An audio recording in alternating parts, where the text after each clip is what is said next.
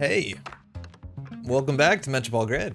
My name is Andre. Thanks so much for tuning in. You're watching the greatest show on earth. I think I actually have to remind you that that is not a trademark we own. That is just a sentence you can say. Again, we do not own that trademark. Do not come at us, big circus. How's everyone doing today? It's Thursday. It's a day in September. Don't at me. Hopefully you're doing well. Real quick disclaimer here. Maddie is out cat sitting. So tonight, a night that is generally very dedicated to girls' night. Nanako has no other girl to hang out with, so she's gonna be annoying. We might see her. She might climb this chair. We might have some good one-on-many cat time, and I'm excited for that. How's everyone doing? Yo, Ochan, how's it going? Ixer and hey, finally did it. Put up a channel and stream some limited to play to it. Huzzah. Yo, what's the channel? You want me to shout it out? Hey, everyone, looking forward to this unmatched unboxing video. When's our organizer coming in, Pat? Hi, hopefully you're doing well. Also, Pat, get me an overclock. Thank you. My altars arrived. Yo, Cat, super good to hear. That means they're going to be there at Worlds. Come bring your Canadian currency or PayPal. I think that's all that works out there.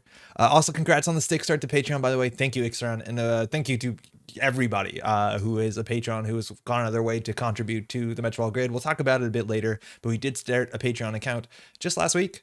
And it's been really fun. It's been exciting. I'm trying to figure out how Patreon works. Some people have been sending some nice messages. I've been doing some posting. It's going to take some time, but we're getting there. Hey, Dan, how's it going? Pentium, how's it going? Baza, how you doing? Giles, Guy, Bellaby, good, great to catch the stream. Welcome. We got a good Thursday night tonight.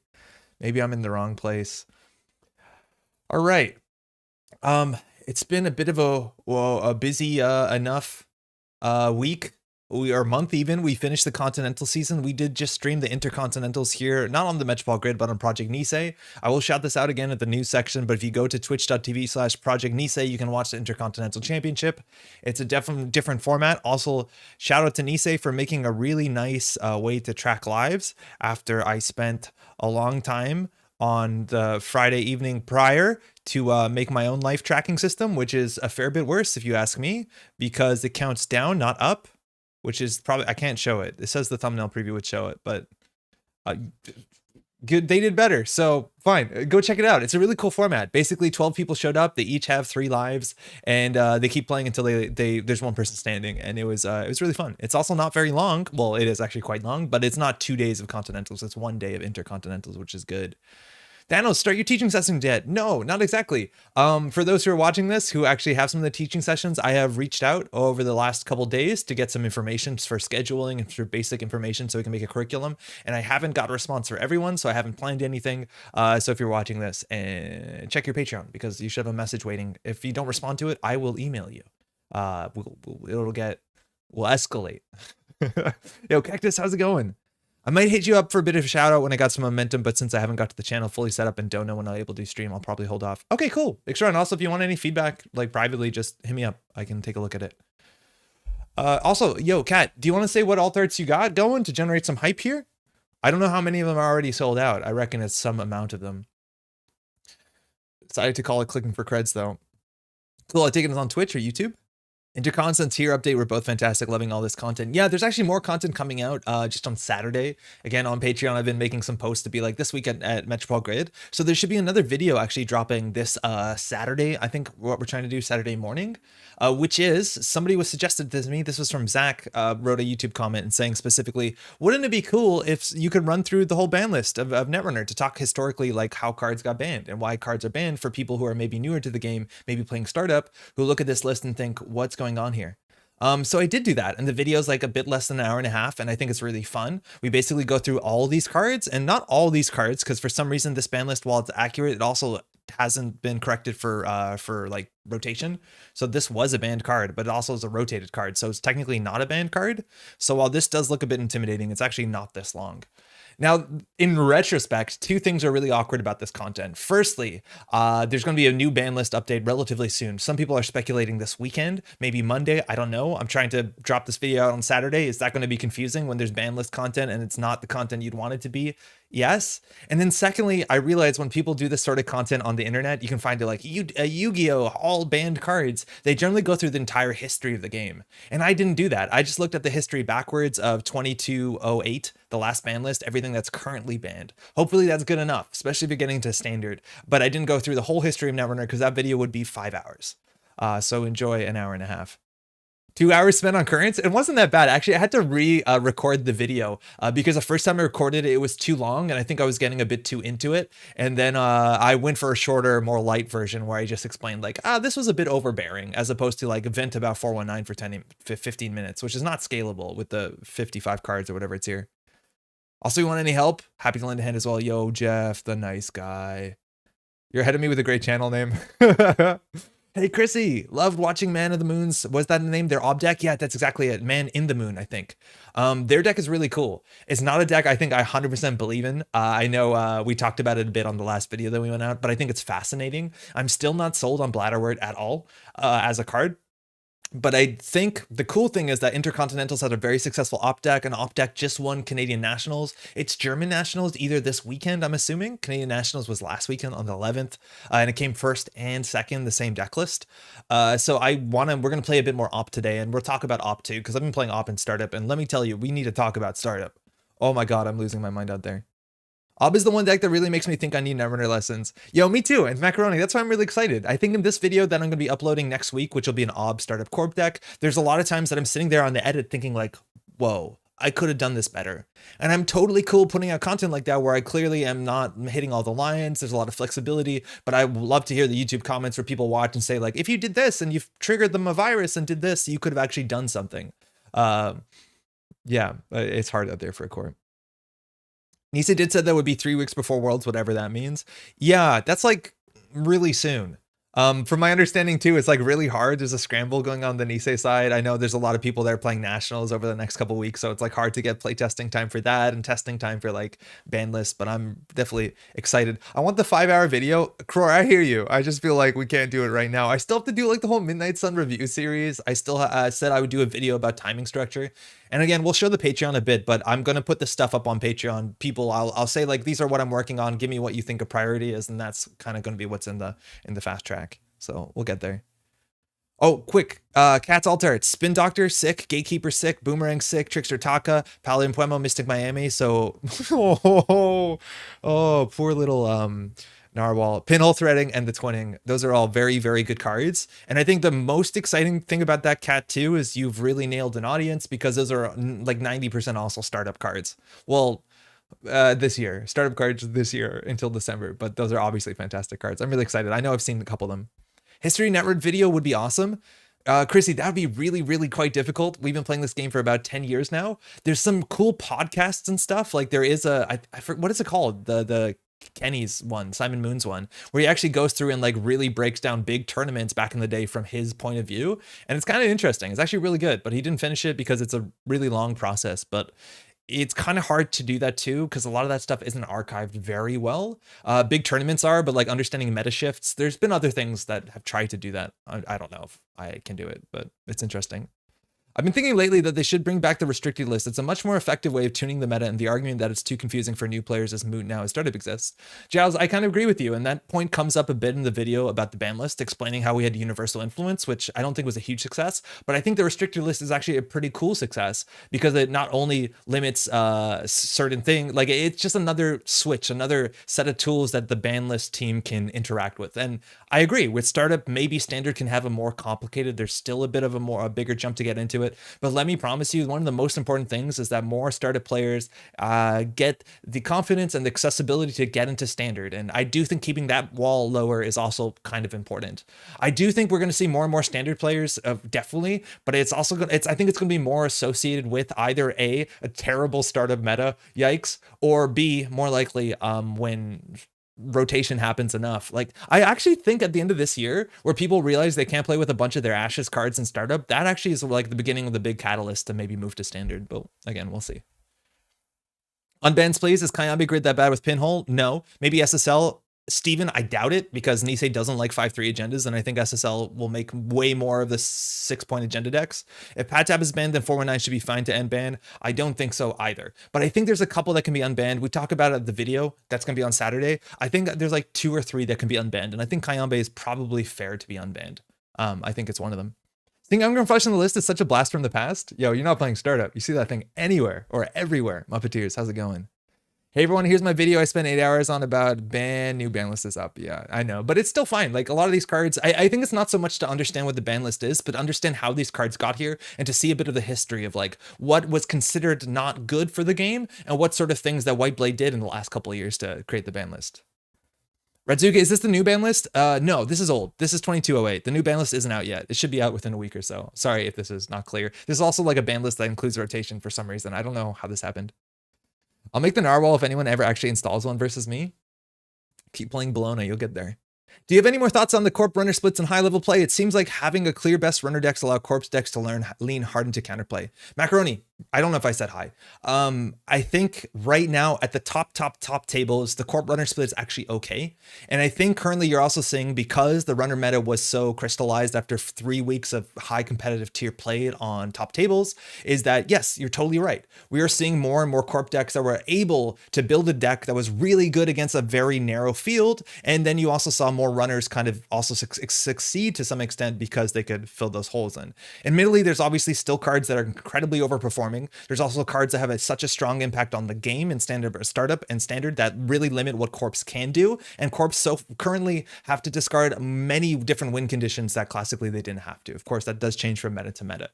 That being said, I think one of the particularly worst parts of the meta potentially right now, again, before the ban list, is that, and I think Jeff and I talked about this, I don't know if it made it to the last video, is that middle tables are probably the worst part of it. The idea is that if you're playing a Corp deck that's not really well tuned in the meta, you get crushed by the best runner deck. Like, I don't even think it's close. Like, if you play your NBN, like mid-range Glacier with a bit of fast advance until Lat with Rizeki, like, it's probably going to be no fun. I think in startup, and we'll talk about this, it's even worse. If you show up in startup and you bring like your mid-tier interesting Corp deck and you play against like Lat, Value, Rizeki, I have felt like, and I have once or twice, conceded on turn 2 or turn 3 when it's 2 Rizeki in a boat and you realize your ice has 2 subroutines and you have no tricks. Like, that's, I think, a bigger issue. I think at top tables, it's okay. I think maybe at middle tables, which we don't see much on stream, that could be a bigger problem. But again, also Nisei wants to balance for a competitive top tables for a good worlds, but also for a fun world. So we'll see how it goes. Name of that pod, History of Netrunner. Chrissy, let's see if we can find it. Simon Moon Netrunner podcast. If you search Netrunner on it'll a Time Traveler's Guide to Netrunner podcast. Check it out. It's good. You can find it on Spotify or where it was there. Restricted list, I think, is basically a soft ban list. I think you're not wrong about that, obviously, but I think it is like a power level to be able to break up combos. Like, what about if the runner deck, and obviously you know what the runner restricted list is, Jeff, but like the idea that, oh, if you want to play boat, you also can't have Rizeki, right? You can't have the late game and the early game, and that's an interesting thing. Classically, I think the best version I saw of this is like you could not play Gang Sign and then like, was it like HQ interface or something ridiculous? But that's the sort of idea. It's like you can't do something hyper poisonous. You can do something mildly powerful. I'm no longer winning games for free as Anarch. No, you still are. How's it going, Epic? I said it right, actually. Whoa, that feels weird. Just feels nicer when you're not playing the top decks. I do agree. I do agree. Frank, how's it going? I think I missed the message early. Didn't he say up to the ban list? Oh, you asked. Excuse me. Yes. No, not yet. Not yet. Soon. Unbuy and Liza, you cowards. Getting ban list credit out here. Yo, your name shows up so much because I think there's a fair bit of Whiteblade references in the ban list explainer video. There's the Vacheron stuff. I got to show some of the Liza decks back in the day. And I think there's 1 or 2 other reasons your name keep coming up. Oh, high profile target. I think you get 3 shout outs in the video. So that's pretty good. Having an impact on the game. Also telling people not to play pinhole threading. Also having an impact on the game. Don't unban Liza, please. I just remember people playing Marcus Batty with Engram Flesh and just destroying. Really? Marcus Batty Engram? That is a wild combination. I've actually never seen that. What's your dream unban? I honestly don't know. At the risk of spoiling a bit of the upcoming video, I think the 3 unbans that I shouted out were Lamb, which I'm a bit cautious about, but we don't have Knife or Surfer and we already have a boat, so why the heck not? And then I think you can unban probably, but I'm not excited about it. You could unban Kayambe. And I think the one interesting unban that will probably have no impact on the meta is 24/7 News Cycle. I don't think there's anything that's potentially poisonous though 24/7 News Cycle besides PE lists get stronger. I think there's something to do with re-education, and I think the Wayland 4-2 agenda can make something interesting, but it's probably not as good as just doing normal stuff. You miss Glacier SS. I read that Ritsuka says miss Glacier SSO so much, but you wrote I miss Glacier so much. You can still play it in startup. You can play GameNet go really, really long. I don't know. Do we think the Midnight Sun meta is worse than the previous meta before rotation? I really like the Worlds meta before rotation. Like Worlds seemed to be a pretty fun and healthy meta. I don't think it was like hard solved. We did see a lot of ubiquity. The meta right now is like the competitive meta, I think is still fun and interesting, but obviously there's huge issues, right? Our 2.5 boats per assigned person at the top 12, like clearly that needs to change. But like currently I am losing my mind playing Corp in startup. And I know you have a standard question there, but like I can't do it. I can't do it anymore. And that obviously needs to change to some extent. I just don't get it out there. Bring back IG, Cat. Come on. You want to set... Okay. Hey, Andre, Nisei doesn't like 5-3 agendas. Could you please elaborate on that? We haven't seen any since Ashes. Do you think there won't be any? I don't think there will be any. Barring send a message, which is important, I think, in that set. I do not have the quotation on this, Sarknar, but Nisei said that they don't like 5-3 agendas for a couple reasons. And this was a big reason why SSL endorsement was banned. Again, the video comes out on Saturday. But the idea with SSL endorsement is that's not going to work. Oh, it worked. It was that it was so massively powerful. It was an econ card. It was also an agenda. It lowered the agendas you had to play while also having a card that if you lost in the early game, you're feeling fine. The problem a lot of times with the decks that run only 5-3 agendas is they're generally playing only 7 agendas. Also, you see the big winners of this are all the 40 card minimum decks that can just run 6 of these and then run Backroom Machinations or Echo Chamber or like whatever, Gene Spice or whatever you want to do. And those decks I think are actually pretty tedious to play against. And right now when Nisei's playing more smaller agendas, that means more often than not single axes, a bit of cheeky multi-axis. That is a better payoff than playing slow, long control games. So the way that I see it, I think Nisei likes it where the agenda density is a bit higher. So single axes are more exciting. You see more on scores, you see more scoring windows, as opposed to 2 people posturing and the game just becomes NGO or agenda. And we did see that. SSL was such a big deal that everyone was playing SSLs, and there's so many decks out there that just had 7 agenda points, or 7 agendas, mind you, 20 points or 18 points sometimes. And that just wasn't fun. I don't find that to be fun. The games were grindy. You really needed massive multi-axis. That's a sort of like Hushik or deep dive meta. Made Mad Dash absurdly strong as well. Not that it isn't strong in the modern meta, but it just slows the game down, I think, a fair bit, as opposed to right now where the game's really jammy, seamless launch or not. And I think that makes for better interaction. That's what I see. I think it's more exciting in the card and the remote server without an advancement on it can be an agenda, as opposed to, you know, like most of the time it's Rashida or nothing. So I'm not actually sure. I love that here's a list of cards you can play if one of these restricted list. It was a shopping list. Oh, sorry. Yes, I know what you mean, the restricted thing. Classically, the universal influence list was just a shopping list, which is a problem. 5-3s have to be pushed to get played, and pushing them can be a bit dangerous. Also, Bologna and Vacheron. I think Bologna is fine. I think Vacheron's its own problem. I don't think 5-3s inherently are like if every faction only had access to one 5-3, which, you know, neutral 5-3s obviously break that, that would be okay because they'll still show up in lists, but they can't be all the list. And that's probably okay. I don't like the only 5-3 agenda lists, whatever. I know she was super strong, but Liza was so fun. She was really fun. How's it going, Litterbug? But then the fact that nobody can interact with her barring 2 factions and she was all gas all the time, and it was frustrating. I don't know. I really like the restricted list. It's a great deck building mechanic that you make people give up powerful strategies for focused on great style play. I agree, Retsuka. I was actually fine. I was a big fan of the restricted list. Bologna is fine. The thing with the restricted list too is like allowed people to like play this game of like figure out what the restricted card is. Like, were they on Rumor Mill? Were they on something else? And I'm not excited about Rumor Mill, but they also had this little meta game going on. We need to go travel in the morning and need to pack. So much to do before convention season. Dan, enjoy. I assume you're talking about Shucks, maybe Essen, probably Shucks. Have fun out there. Was 419 that bad? Yeah, Steven. I can't tell sarcasm on the internet. I like this meta more, but I don't think this meta lasted 18 months. I'd be more annoyed with it. Yes, currently it's like cute and fun. And like, I think specifically Sengrin, like more often than not, you are playing the competitive stuff. So like, I think you can enjoy it because currently if you're playing the competitive meta, the games are actually fun. They're exciting. The boat is intimidating. There's cool counter deck to attack to it. The deck inherently is very interactive with endurance, mind you, running on everything. I think there's like, it's definitely, there's parts of it that are healthy. The problem is there's not much reason to do anything else besides this, but at least what this is actually kind of fun. And you see people jamming, defensive upgrades matter, ice selection matters, positionality matters. I think there's some issues that are cropping up. You're seeing things like, what's it called? Into the depths being a problem to the point where people don't want to ice up centrals at all or ice up servers at all. The Into the Depths, mind you, also, I don't know, maybe I'm fearing Into the Depths a bit more every day. I'm actually expecting a neutral 5-3 in Parhelion.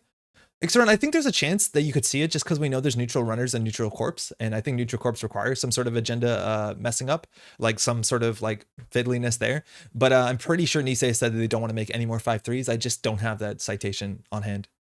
I think SSL is more powerful than it does on something on Lost than being a 3-5. Well, the thing is both, Retsuka, right? Like it's 6 points that you don't have to worry about your list, that if the runner scores, you're happy. If you score, you're fine too. And then you can play the rest of your agenda suite and it's economy. You're totally right. The on steal is the reason that it got saw play. If it didn't have the on steal with it, I don't think people would play it. Yeah, SSL propped up a lot of tier 2 decks. Solomir, yeah, it propped up so much stuff. And like, there's a good and bad part to that, to all these cards like Sandbox and SSL back in the day. The sort of cards that you could put into anything, and they made your bad deck with not a robust economy a better deck. And I love those cards, but the problem was these would show up even in the good decks, and then they showed up everywhere, and that's an issue. But it's kind of like the engineering the future problem, right? Like, it's so obviously very good, but the thing is, like, I would play engineering the future whenever I was playing like a bad core damage HB deck. Just because it would give me a modicum of economy. It's just like Pilana. You could do anything in Pilana, and that's good. If you wanted to do tier 2, tier 3 stuff and not have a terrible economy. But like, yeah, why play anything else with HB when this existed back in the day? Big power and deep data mining back then, Andrew Robertson. Yeah, I guess so. And he had a current too that you could play to get another agenda point. Puny was a pest in this SSL days. Yeah, it is. And Puny's unplayable right now, which is unfortunate. Like straight unplayable. Not to get off track, but surely Batty Engram doesn't work because of Engram's on-encounter effect not firing off the Batty. James, you'd have to do it during the encounter. Use the paid ability window for the corp during encounter. It gets weird though. 409's a prison card. I think so. I'll be sad if 409 never comes back. I don't think he will. Would restricted decks to only 3/5/3s be a solution? Maybe. I think that's probably like not elegant. It absolutely destroys things like Asmari and stuff like that. But I do think, again, you'll see more agendas get played. I think it's an inelegant solution. Like, it doesn't feel elegant, but like, I probably would be okay with it. Punitive decks don't exist anymore though. That's the only thing you have to watch out for. I think June announced there were no 5/3s, but don't quote me on that. Exactly, Sengren. I like totally remember reading that June says no 5/3s, no thank you. But again, I wish I could produce the source. If someone can, let me know. Yeah, hey, Game Droid, so many games spent clicking for credits while 419 drains you back down. Yeah, it was another thing. If you didn't play like a robust economy, if you played a casual deck, it was like 419 for me was so frustrating. I don't know if y'all been watching this channel for a long enough time, but it was basically like the reverse engineering the future. That if you played a tier 2 deck, you're now playing a tier 3 deck because you don't have the economy to deal with 419's infinite Amakua. And you weren't playing the game anymore. Right? Like it just wasn't a decision. It was just like, you're going to lose a credit every turn. And obviously compare that to Reyna is like a bad sentence because Reyna has never really been competitive identity. And I don't think she's the bar we should be measuring ourselves to. But the idea is like, this has interaction built in and you can plan around it, whatever. But 419 was just like, money, please. Does the neutral corp get food for no influence? No. Neutral factions still have to play influence. That's my assumption. Actually, no, wait, that's a good point. I'm thinking of mini factions. Yeah, free food. I think you're right. I hope you're right. I think it was confirmed no 5/3 in Parhelion. Okay, so again, citation needed. Please do your own research. I don't want to like spread misinformation, but if someone could find any of this stuff written down on paper, I'd sleep a bit better. I've been paying a lot of attention and have only heard that they're not going to decrease the amount of 5/3s. Okay. 6 agenda decks are miserable to play against. They really are. I'll never forget the forum post about how they hated that Faust got banned because their Ken Faust deck didn't work anymore. At the risk of like ribbing on one single person on the internet, that's a weird anecdote. They're not wrong. June didn't say in the spoiler channel. This was an article, like Sengren said. This was either an article or a tweet or something that they were very clear. They're like, I don't want to do this. There's a chance it was actually when June did that, like the 6-7 bullet points about like games are going to be 15 minutes and people kind of freaked out a bit. It might have been in that sort of thing. Free food, only thing is a free beer.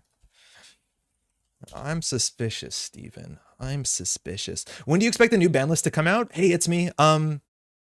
This weekend, if not Monday.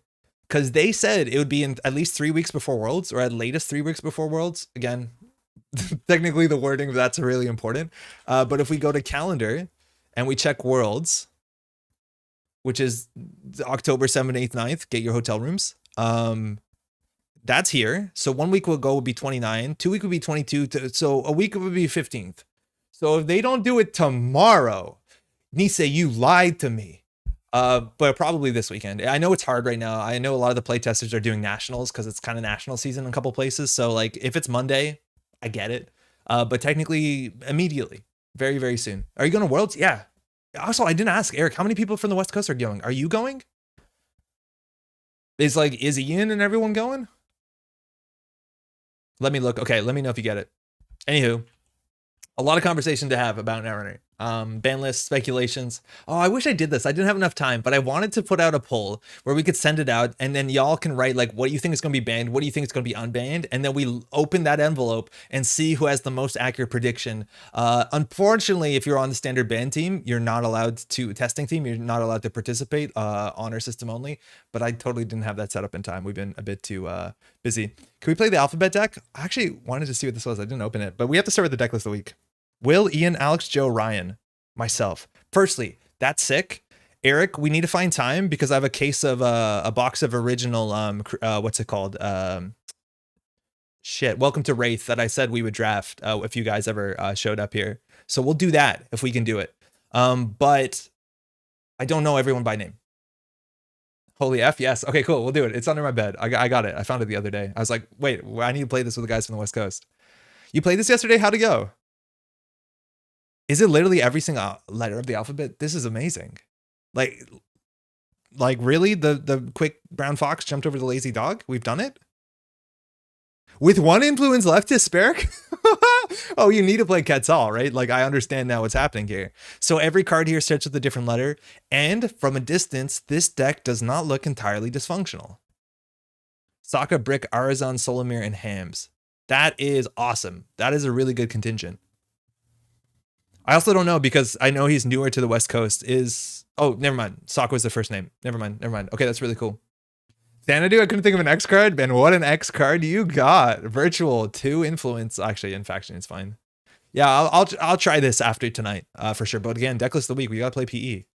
And we have to make sure we're not talking too quickly. Because I worry that that's happening. Because currently in Netrunner, there's too much going on and then I'm talking too fast. So apologies. Can you sort deck lists by alphabetic? I wish, and maybe I'm wrong, you cannot sort deck lists by cost. Yeah, you can't, I don't think. I don't think you can sort by alphabetic. On Netrunner DB, if you could sort your deck by cost, as an OB player, my heart, my poor beating heart. But yeah, oh, you actually can by name. Hold on. Okay, that makes it so easy. Yeah. Yeah, they figured it out. This deck does not look terrible. This looks fine. Sort by name. Yeah, I got there eventually. I was looking for sort by alphabet. Got some binders to finally organize my cards. Going to sort while watching the stream. Burden. That is such a Zen-like activity of which I still have to partake in once I pick up my cards from the grocery store. It's a weird situation I'm in. But I'm jealous. Yeah, this totally looks playable. This is a cool idea. About to comment on the lack of Q. Oh, Bahram. You think somebody put this effort in and forgot the Q? Sphinx of Black Quartz, judge my vow. Is that another one? Is that another lazy dog? Nerndal, I've never heard that. That looks like it checks out. Best ID too? Yo, Quetzal, we need more Quetzal support cards, that's for sure. I guess someone with this deck might install the Narwhal versus me. I've got the Narwhal installed on. It's okay. I watch your VODs at 75% speed, so you're talking at a reasonable pace. No joke. Because I review my footage that I put up, my content, obviously I edit it. I watch my footage at 2x speed. And I can understand myself. Obviously biased. I've known myself for a bit. Am I alone? If you put on a Metropole Grid at 2x speed, is it entirely undecipherable? Okay, this is a cool deck. It's a PE deck that did good enough at the Euro Africa Continentals. 8-5 is not a great place, but 4th is good. I'm surprised that that score is attached to that. Oh, but also the top cut gets into that, if I'm not mistaken. I don't know how many people listen to me at any speed other than 2x. I do listen to you too at Sengraded 2x, but obviously I've talked to you as a human being, so it's reasonable. This is cool. This does a couple things that I was not doing, and mind you, our PE video I think was startup only. So there's some things people shouted out that I was a bit not sold on. So there's a couple learnings from this. Firstly, 2 blood in the water. That's probably correct. It's a bit different, I think, outside of standard or outside of startup in standard because you can play 3 Obokata Protocol, which is a really big part of this deck. You're actually not running that many agendas. 12 agendas is not much more than you'd expect out of like a Wayland list. So you're not playing all the 1-pointers. You're unfortunately not playing False Lead, which is straight up one of my favorite. You're playing all the good 1-pointers, Sting, House of Knives. You have a single Regenesis, which is sick with Obokata. And then, of course, you have all that good stuff. The Ice Suite also gets a bit dodgy. You have 3 Anemone because it's good. Take that, Bathynomus, but you're also running Odoroshi, which shows you kind of part of this deck, how it works. And ideally, you either bluff with this or you get free advancements. A 5-strength Sentry is just hard to deal with. But otherwise, our centrals are pretty wide open. A Stargate is going to be a nightmare. Assets, we're on 3 Overwriter, which I do think is correct. My list was only on 2 of them because we were spending influence somewhere else, but I think Overwriter is the most important card in the list, and we saw flatlines with this during Intercontinentals. And on 2 Clearinghouse, no Ronin, which I am okay with. I think Ronin's a bit tricky, and Ronin's a bit easier to play if you're also playing things like Seamless Launch or Trick of Light, so I'm with this. But I think the biggest change is on 3 Moonpool, and this is correct. I think Moonpool is such a powerful card as long as your Jinteki deck has the economy to support it, just because not only does it allow you to save agendas, which is not a really big deal, but the big deal, and I'm going to keep saying that, is that it allows you to put advancements on instant speed onto your traps. So your 3 Urticas and your 3 Overwriters can be lethal, let alone the clearinghouses can suddenly become huge. And this is sick. It actually means that you can never advance a Cerebral Overwriter and have it be a real threat, barring they run this in the right or the wrong order. That's cool. You have Rashida, which is fantastic, and NGO Front, a big card that I don't ever want to install advance, but you do want to sometimes mitosis this just because it gives you value. I don't love having it more additional trashables in the deck, and we actually did see what people called out in YouTube comments, the idea that the NGO Front's on the table surprises the opponent when they run Central thinking, oh, they're on 1 credit, they can't hit a snare, and then they get snared so hard when you res this at the instant speed window. So this is going to be fantastic. Dane, finally catch a live stream. Super hyped the Moonpool. Got legit attention. It is so good. It is quite good in this list as long as your economy is solved. And then nothing else really here is a surprise. A single Neurospike is good enough. I actually like to play 2 to 3 Neurospikes. I think I was on 2 Neurospikes because I think I do jam agendas on the table maybe a bit more than whose list is this? Mr. Buggles, of course, Mr. Buggles. This is an NWE tested list if I'm not mistaken. Let's get this in. Let me catch up on chat. Overwriter is so important. It's so important. I do think you need 3 because just about any match where you get an Overwriter and now all your other threats, absolutely exponentially more terrifying. No article published under June's name. I'll keep looking. Don't worry yourself too much about it. But if you find it, do let us know. I rewatched the vids that I'm in at 3x speed, so I don't have to spend too long listening to myself. Do you not like your voice? I know a lot of people don't like their voice. I'm like iffy about mine. I don't mind it sometimes. I wish it was different. Oh, look at my startup win rates. 40%, 40% corp, 40% corp. And am I publishing this deck winner? Am I publishing this winning 40% deck rate? Heck yes, I am. Startup's hard. Startup's really hard out there. I think that's a good corp win rate. Mr. Buggles PE. Man, I don't know if I'm really bad at startup. I do think corp is just that bad in startup. Am I doing really good? Is 40% like what we're aiming for in startup? Please, somebody please just give me the support I need because I'm out there trying to grind footage and oh, I hit startup. Okay, that's an old habit. Yeah, it's single regenesis is great. I don't think I shouted that out. Yeah, single regenesis is just good enough. It's exactly what you want, especially with open deck lists. Like sometimes you actually can win on points, and especially when you have a 3 Moonpool, you can do something kind of spicy. That's a total of both the 4th and the 37th, I think. You might not be wrong, Shadow. You might not be wrong. Hold on, I need to catch up on chat, but I also need to hit some buttons. Corp standard. Please don't queue up with your 3x Caldera deck. Double exposed drive by. Big deal counter 2. I'm going to have the counter in stream. Eric, my nemesis. You know how good it's going to be to Cerebral Overwriter Eric to a negative hand size flatline? Oh, he's come again. Oh no, oh no, oh no, oh no. I know what this is. Oh no. Obelisk alert. We have an Obelisk. Thanks, you too, man. He's playing Tag Me, which is kind of difficult, but he's going to have infinite hand size. So, my nemesis returns. Anytime he's in Twitch chat, he's just waiting. It's the no PE version. I prefer 1 Overwriter, 3 Clearinghouse. Interesting. I think that, Gene, so much of that matters on what your opponent does. Like, are they runners? Are they not running? And I don't know in this match. Shit, this is bad. My self-esteem is so bad, I thought you were about to say you don't like your voice. I know a lot of people don't like your voice. But I love your voice. Okay, opening, we're gonna get diversioned again. So this is gonna be a Zaya Tag Me deck. This came in second at Canadian Nationals. Whiteblade was the finalist to Sokka, playing both the same corp list, but he was on Tag Me Zaya versus Lat. Surprise. That's second one. Opening hand's like not great. We don't have a lot of ice, so it's gonna be hard to not get diversion. At least we can get a Rashida on the table. The mitosis is not good in this hand. We have a hedge fund though. I'm keeping that. It's not just you. Thank you, Ma. Overrider is super important in PE. I had always waffle between 3 and 2 overriders, 1 archived. What's the archive for? Have you considered deleting some of your decks? Pick one. History. We're archiving. 40% is what I'd aim for. I have a 50% with Providos Trap. I think Providivos is underrated in startup. I think Providivos is actually pretty okay. And I think the Providivos NAPD lockdown deck that I put out is actually like totally fine. Like it's fine. I don't think we can beat Whiteblade here. We're done. This is a Wicked Curse matchup. Anarcho, you know. Also, Anarcho, how do you pronounce your name? Because I don't know how to do it. Apologies to all the people that I've said their name either like incorrectly or just like straight wrong. Like I was meant to say Phil. I know Phil. And I said Paul. Like Patreon's hard. I went to my first in-person tournament a month ago or so, and it was a startup tournament. I only played against NBN and Shape of the entire tournament. It'll get better, I hope. But yeah, startup runner is really good. Okay, hold on. We'll go on in-person event. That's really good. I actually did really well and made the cut. Played Hoshiko on a P, very similar to this. Oh, really well done. Okay, I'm just gonna put stuff on the table, I guess. I'm not thinking too hard. We can get diversioned again. Zaya's gonna get all the tags and then play counter surveillance. Hopefully we have all the snares and they die to something we leave on the table. The overrider is essential to make the runner wary of checking remotes, but clearinghouse gives way more wins than overrider. The problem I find is like in the competitive meta, when people are on their stone chip chart room, the overrider does, the overrider is the only one that actually does something. Because as soon as you res the clearinghouse, they can like pop their chart room.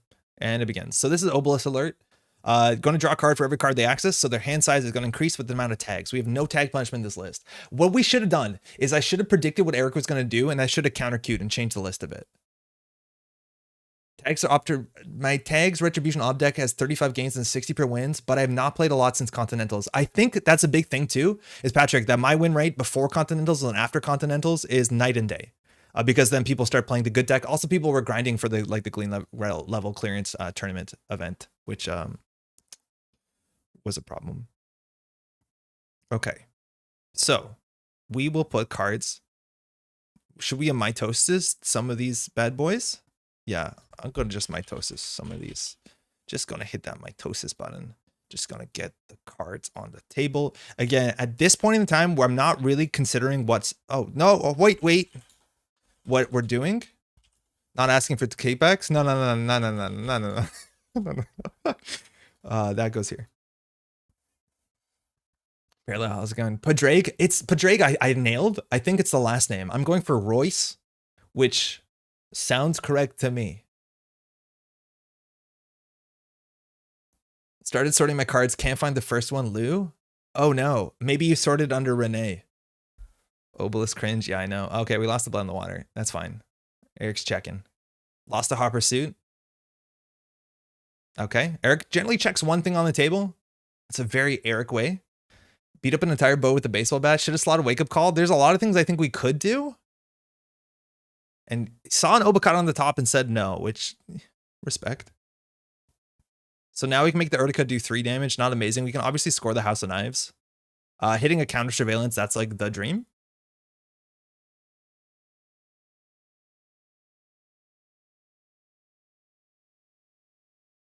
Rogue, okay. That was a spin doctor. I forgot about that.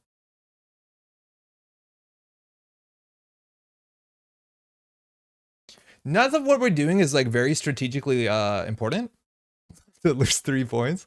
No, we're just forcing some checks here to see. We're testing the water. But yeah, top of R&D is generally where the game is at, considering most of our traps don't fire from the top of R&D, obviously barring agendas and snare. Obelisk, again, 6 hand size. Boomerang on HQ, we're gonna get diversion next turn. Cool thing, an enemy is like actually okay. So if we diversion, we can do 2 damage here, 1 damage with the run. We could consider House of Knivesing, so we can maybe set up a remote server kill. Wait, what was on the top of R&D? Oh, another Moonpool. Very good. So we can put these down. I think that's probably for the best. So if he accesses this, we can ditch our agendas. Not amazing. Testing the water versus person evolution looks like a lot of blood in this water. I can fix it, but it'll cost you. Yeah, we'll see. There's a huge water theme here, and I'm very excited to see He's been calling all our moon pools. We're moon pool this. Okay, at least we get 2 net damage here. I could have house knived. We didn't set up a lethal here. We got another hot pursuit and a sure gamble, so we're down all 3 pursuits. So no more penguin motorcycle. This is a typical PE experience. Yeah, the good thing is like he doesn't have Stargate. But Eric is checking our stuff. And I think a lot of times that is the right matchup. Pickwin, did you not write who wrote the article? I thought you did, where it's just like run everything. That was kind of the play. Why didn't you pop the pool? Because we want agendas in hand.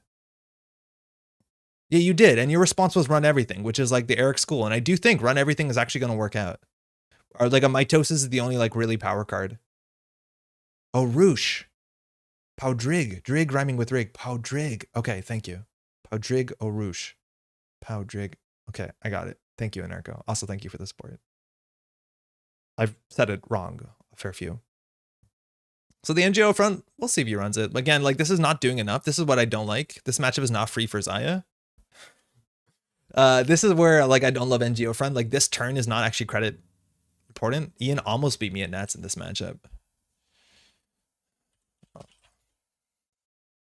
So there's a rogue trading. We probably want to end up trashing that. This is the one he doesn't run. Fantastic.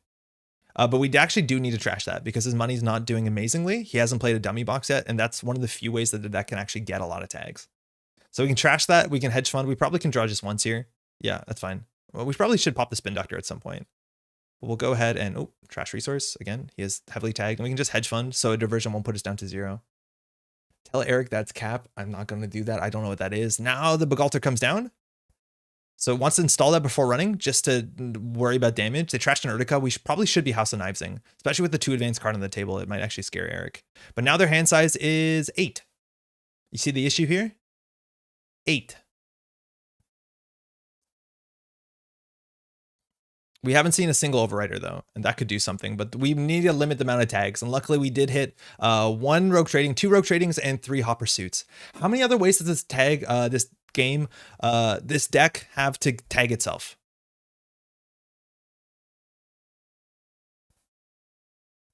Res? Yes. Goodbye. Obelisk, credit kiting. Credit kiting is another one. Finally caught you live. Blake, how's it going? Welcome. Love having an 8-2 agendas. Good thing we only have 2 of them. Mutual favor. Okay. Spin already? Yeah, with spin, we can throw out agendas. That's totally fine. Yeah, pinging him here is good. I'm going to ping here for sure because we did mass damage. Now, it might look like we're on 0 credits, but again, NGO front. Draw. Classic. Running R&D. I'm actually going to pop the NGO front just so access. Just so a snare actually can win. If he hits a snare here, we win. It is a 1 in 10 to win. Because if he hits a snare, he dies to clearinghouse. Yes! I am so happy. Ah, fucking let's go. Free matchup. We got you, Eric. You thought you could come in here and we... Oh, hold on. I gotta res this. We get him every time. Ah. That's for you, Ian. That's for you. I am now the Canadian national champion. Yeah, see you then. Till then. Oh, man. Good game, man. Gave him a tag.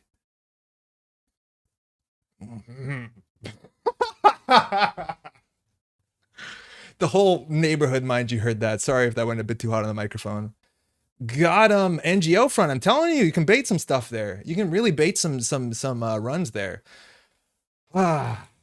Somebody made a comment the last time that Eric was on here and absolutely stomped us. We had to concede about it, whether he was not a nice guy. And I wrote a nice comment. I'm like, Eric shows up. He plays interesting decks. He does play the good stuff. And I appreciate that. And he's actually a really nice dude. So this rivalry is really real. And I need to crush him. White Blade must be new. Oh my God. Okay. All right. Let's do another one. That was fun. I'm into that.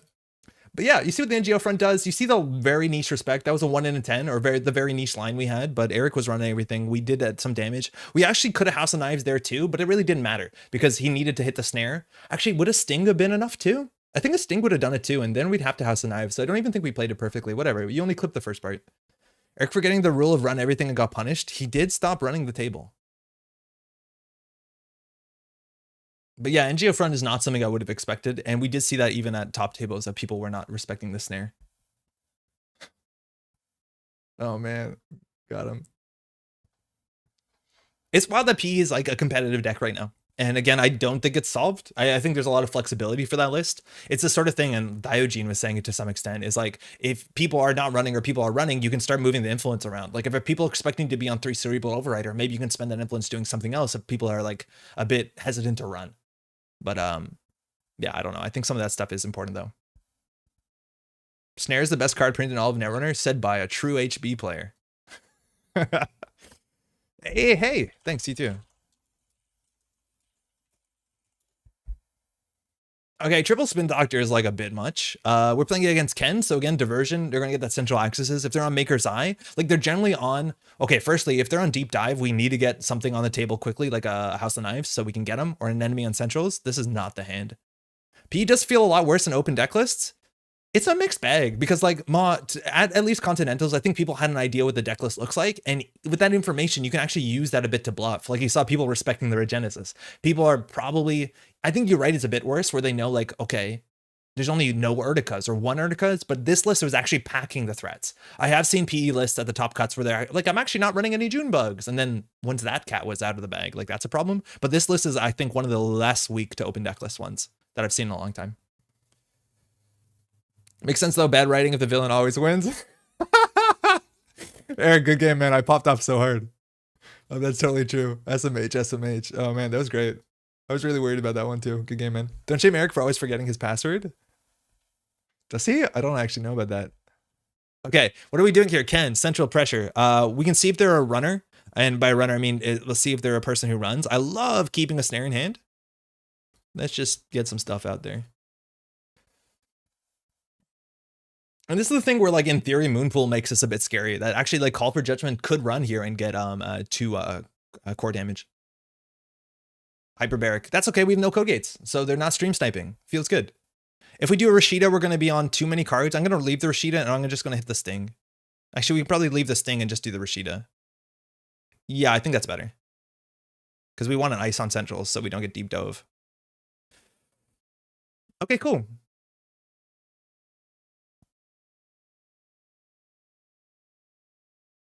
Sick. I hope you brought your magnifying glass. We're going out. That's why I like it in startup. If you can win reliably as a corp anyways, why not just leave it to coin flip? Technically, you're too poor to Moonpool Cerebral. Oh yeah, you're totally right. That's 6 credits. Yeah, no, excuse me. Yeah, Urtica is better. You're right. I was just 1 credit too short. Unfortunately, they have found our Moonpool. I do not want to use it.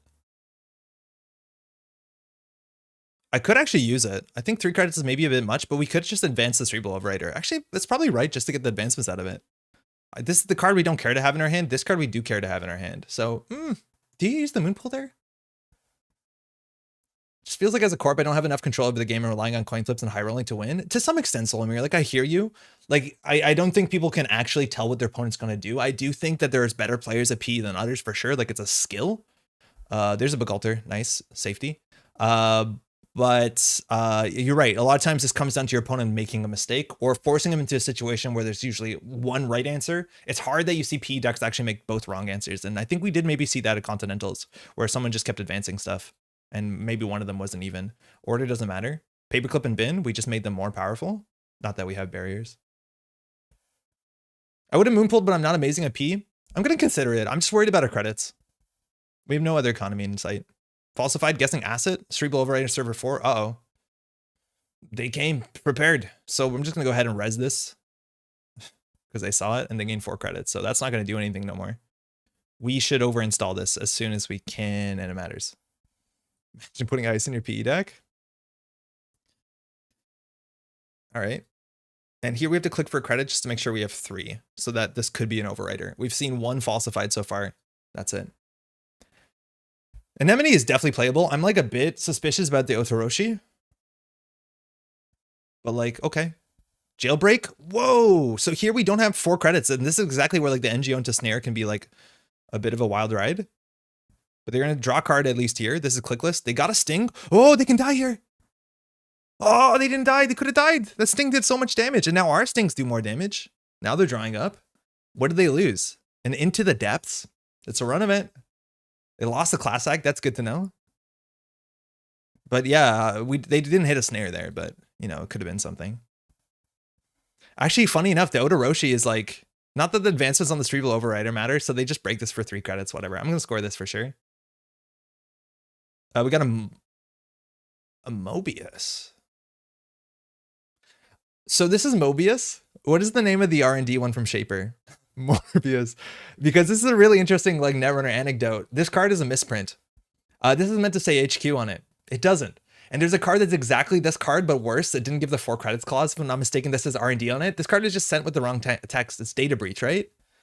Arizona, how's it going? It's just like straight up data breach. Like this is, I don't know if they're in conduit. I'd be surprised. I think it's just a clickless Swift for 4 credits. Do we Odoroshi this? Yeah. Classic FFG card checking. It's Mobin time. Yeah, it was just kind of the red sand cycle was a bit of an absolute mess. Yeah, Conduit run events doesn't make sense because Conduit doesn't charge. Falsified guessing asset, Urtica Cipher. Okay, I'll res that too, I guess. But it's still fine because the Odoroshi actually has some amount of teeth. Sync BRU watch. Scoring the sting does 3 damage. Then we score the blood. Yes, if we get a sting. We don't have one. But yeah, that's, I think, obviously where we're trying to go here. That sounded condescending. But yeah, that's a very important line that this one does 3 damage either side. Getting the clearinghouse on the table I think is interesting, but as soon as we install advance, they can't have to respect Overrider. So I think this is going to be a classic Jinteki click for credits turn. We could also spin Doctor to start. I'm just going to click for credits. We're going to have to res ice soon enough.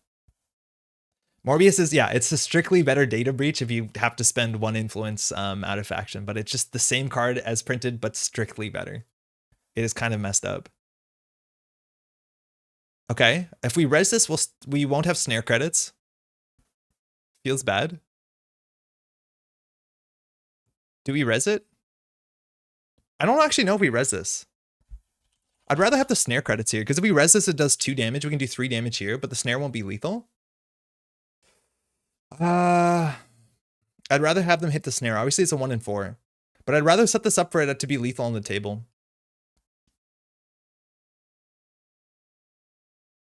It could be wrong. I think we actually should have hit it with a House of Knives there. Yeah, we probably should have hit with the House of Knives. Threading, Top Hat, Chesva. Okay, Top Hat. That's why it's Morbin time. And they have a tag. Not that it matters.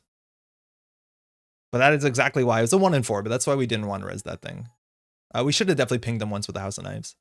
I don't think they're on Deep Dive anymore. I think this is a really weird list.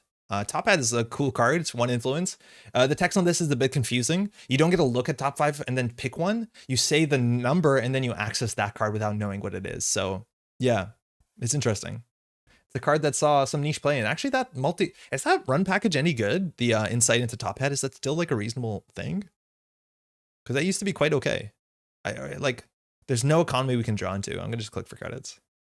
Unfortunately, we want to be at 7 for a net mini into, oh, we don't have snare anymore, whatever.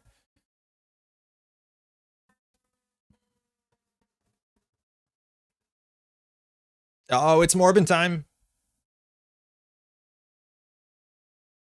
With 6 cards in hand, I'm not excited to ping them with House of Knives. But it's an Odoroshi. This they break for 3 credits the first time. And then every time through that's 3 credits. It's always going to be 3 credits. They actually probably shouldn't have broke it. They could just pay 3 credits and then had the flexibility for the book altar later on HQ. Yeah, I don't think you break that when it costs the same. I don't think it won more than a single. Mobius? They didn't run back. It's just a clickless 0 cost run. Paying the 3 gives us counters though. Oh, that's true. That's totally true. I forgot about that. Yeah, that's true. Not that it matters. They don't know if we're on Trigger Light, so maybe it matters. They're tagged. Do we ever trash the class act?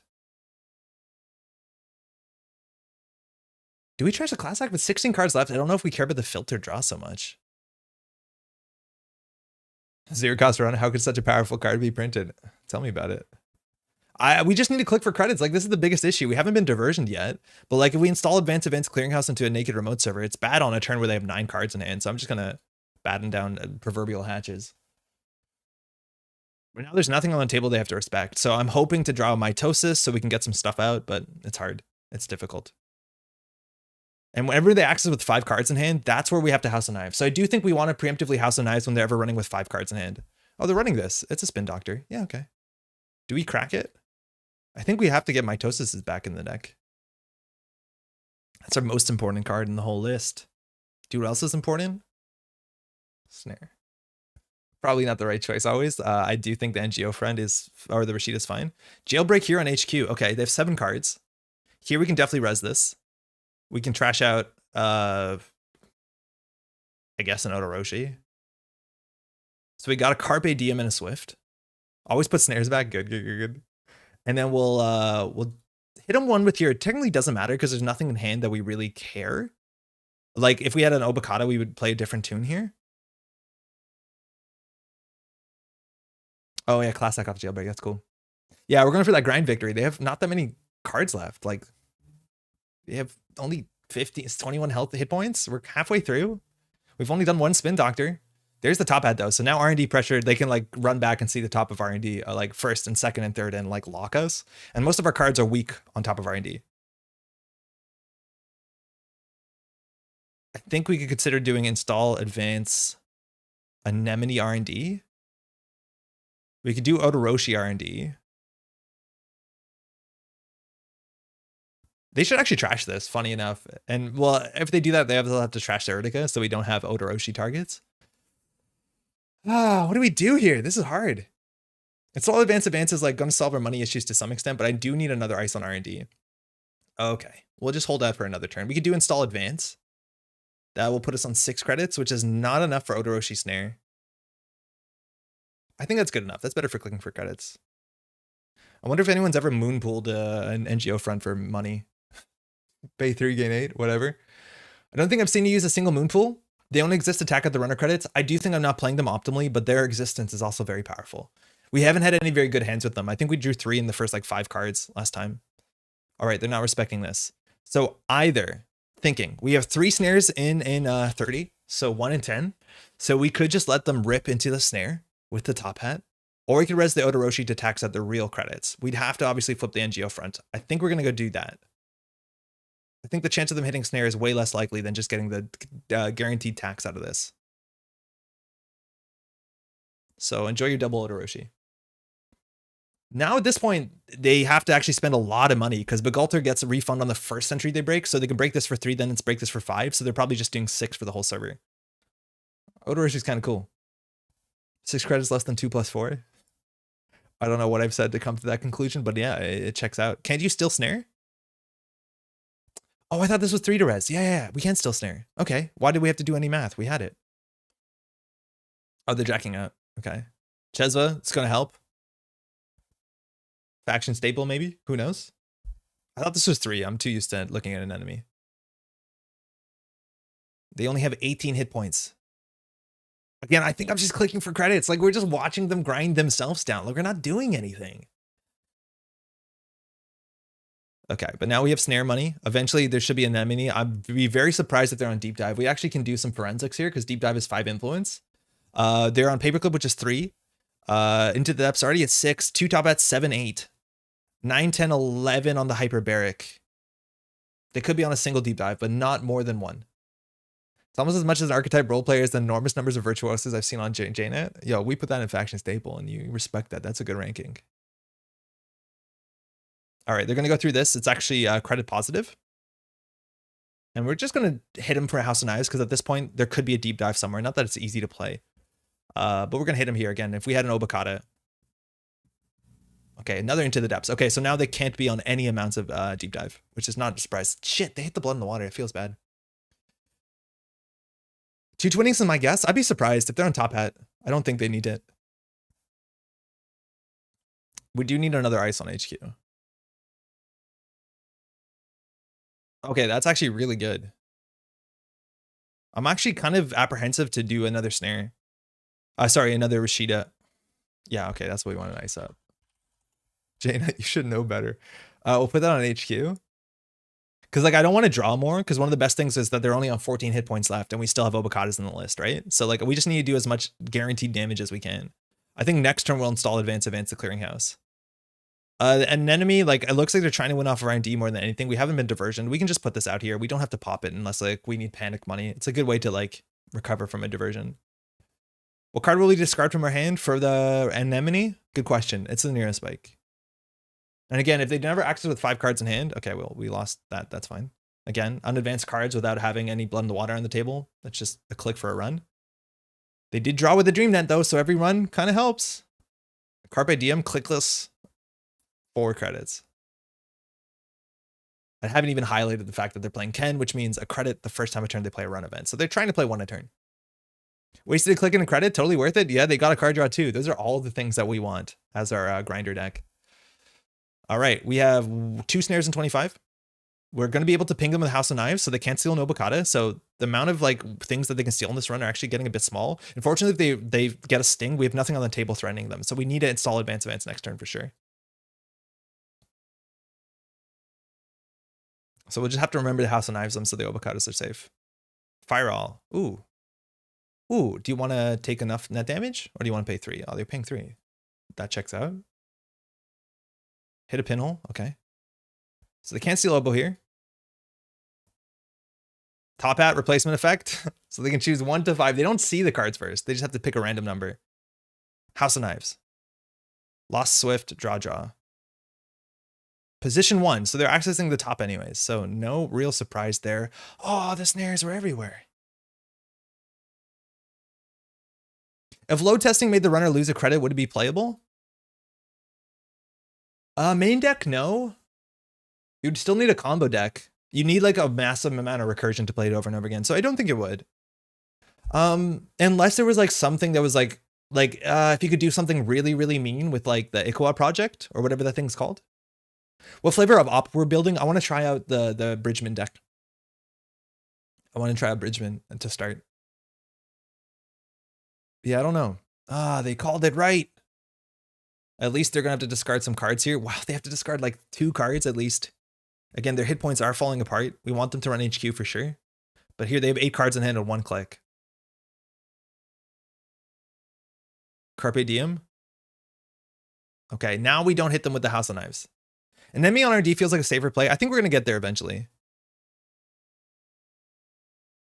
Having lots of fun success with a vegan value ob. What's your influence spend? I believe in the Obo steal. I think this is exactly where we're going to get punished by an Obo steal and lose. Like, we can't stop the Obo steal here. Like, this is the way they can capitalize on having too many cards in hand, is like running right here. And it's also clickless. I forgot about that. I thought they'd actually have no clicks left. I'm going to make this Urtica so big. All right, we're through. Please no Obo. Please. 1 snare in 23. Trash and NGO friend. Okay. Load testing plus clone suffrage movement was so gross. It was gross. It wasn't very good, but it was fun. Like, it was not fun, obviously, but like it was a wild thing you could do. They're not deep diving us. Again, I don't want a House of Knives because they have more than cards in hand than they need. Calibration testing, Maz, spin, food, FA tech. Is Maz Mavirus? I do want to play a more fast advanced version of op. That's just like on 3. Oh, that was on the top. Or no, actually that became the top. All right, well, the game's in R&D, so let's just make sure we don't lose. Because again, if they run, they draw. So here they have to stop running. But if they stop running, why are they playing Swift? Why are they playing Ken? Their value system collapses inwards on itself. And that, I think, is the most powerful way we can win. This is just free damage. They lost a Leave No Trace. Rude. A DZMZ. They need a boomerang to let them run every turn. This list is on no boomerangs. Okay, now obviously we have 2 snares here.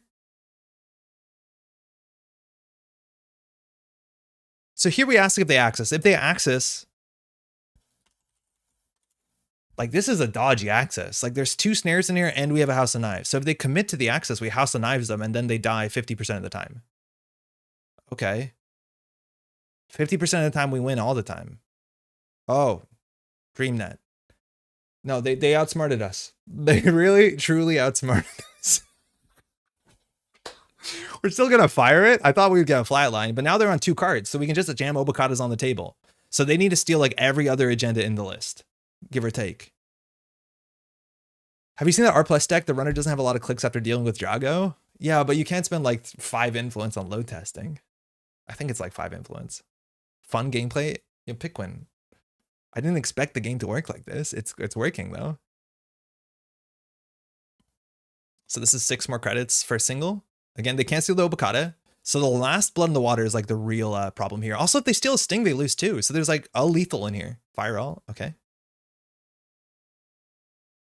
Yeah, they did steal blood and a 1-pointer. They really need to steal that blood because again, the sting is a problem. So the House of Knives is safe. There's only in here 3 Obokatas, 1 blood in the water, and 1 House of Knives, and the sting, which will be a flatline.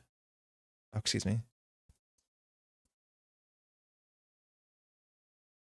Okay, at this point, I'm gonna mix it up.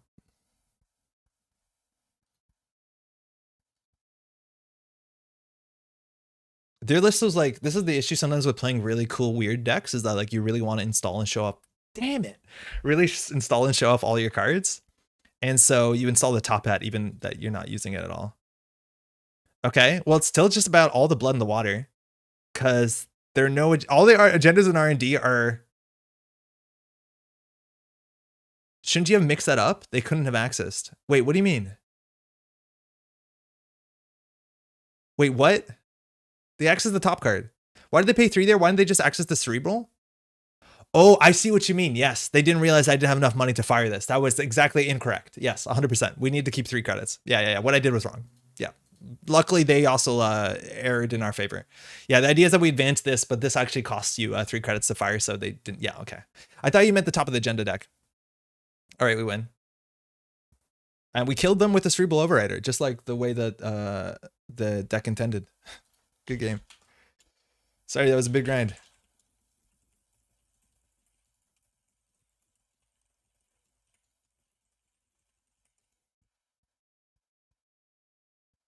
Yeah, I didn't intend that to happen. I thought we were going to put cards on the table. This deck gets ground out against PE. You're that run heavy. I get it. Yeah, the problem is like they're run heavy, but they're not multi-access value. Like they're just trying to get as many runs in as they can, right? Like that's Top Hat. Top Hat wants to run, let alone Morbius. Like they want to run R&D 3 times, 4 times in a turn. And that's the worst kind of multi-access a lot of time against Personal Evolution. The best thing you can do against Personal Evolution a lot of times is Stargate, like, or Deep Dive even, right? Where you get mass access, where you can choose a quality of access instead of quantity of access. This sort of PE deck obviously punishes very heavily quantity of access, not quality. So that happens. I've experimented with buffer drive, never seemed to play against P while it's in here, and I'm not even sure it'd be enough. It definitely would help, but I don't love buffer drive. Getting some other type of access, like I never know how to spell this, Husyuk.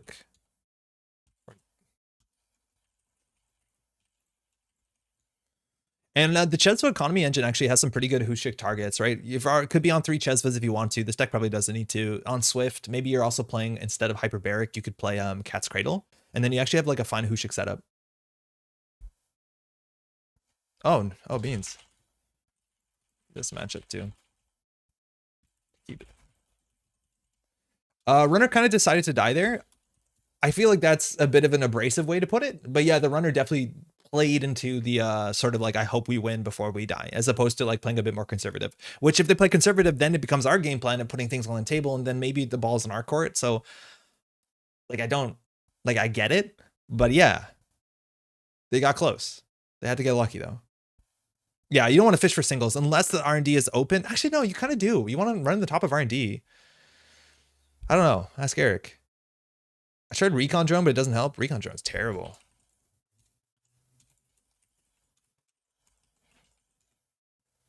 If you're ever looking at Recon Drone as your solution to anything, I feel like, I don't know. There's no way that's it. Currently being accessed. You can't even prevent Obokata right that, right?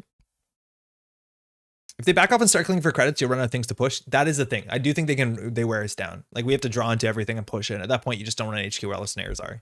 Yeah, I do think if they slowed down, we'd have a chance. Yeah, it's hard. Why not Caldera if you're in Crim? They said they just don't have the economy for it. Chesva can be used to prevent damage during central runs. Oh, that's really cool. I've never considered that.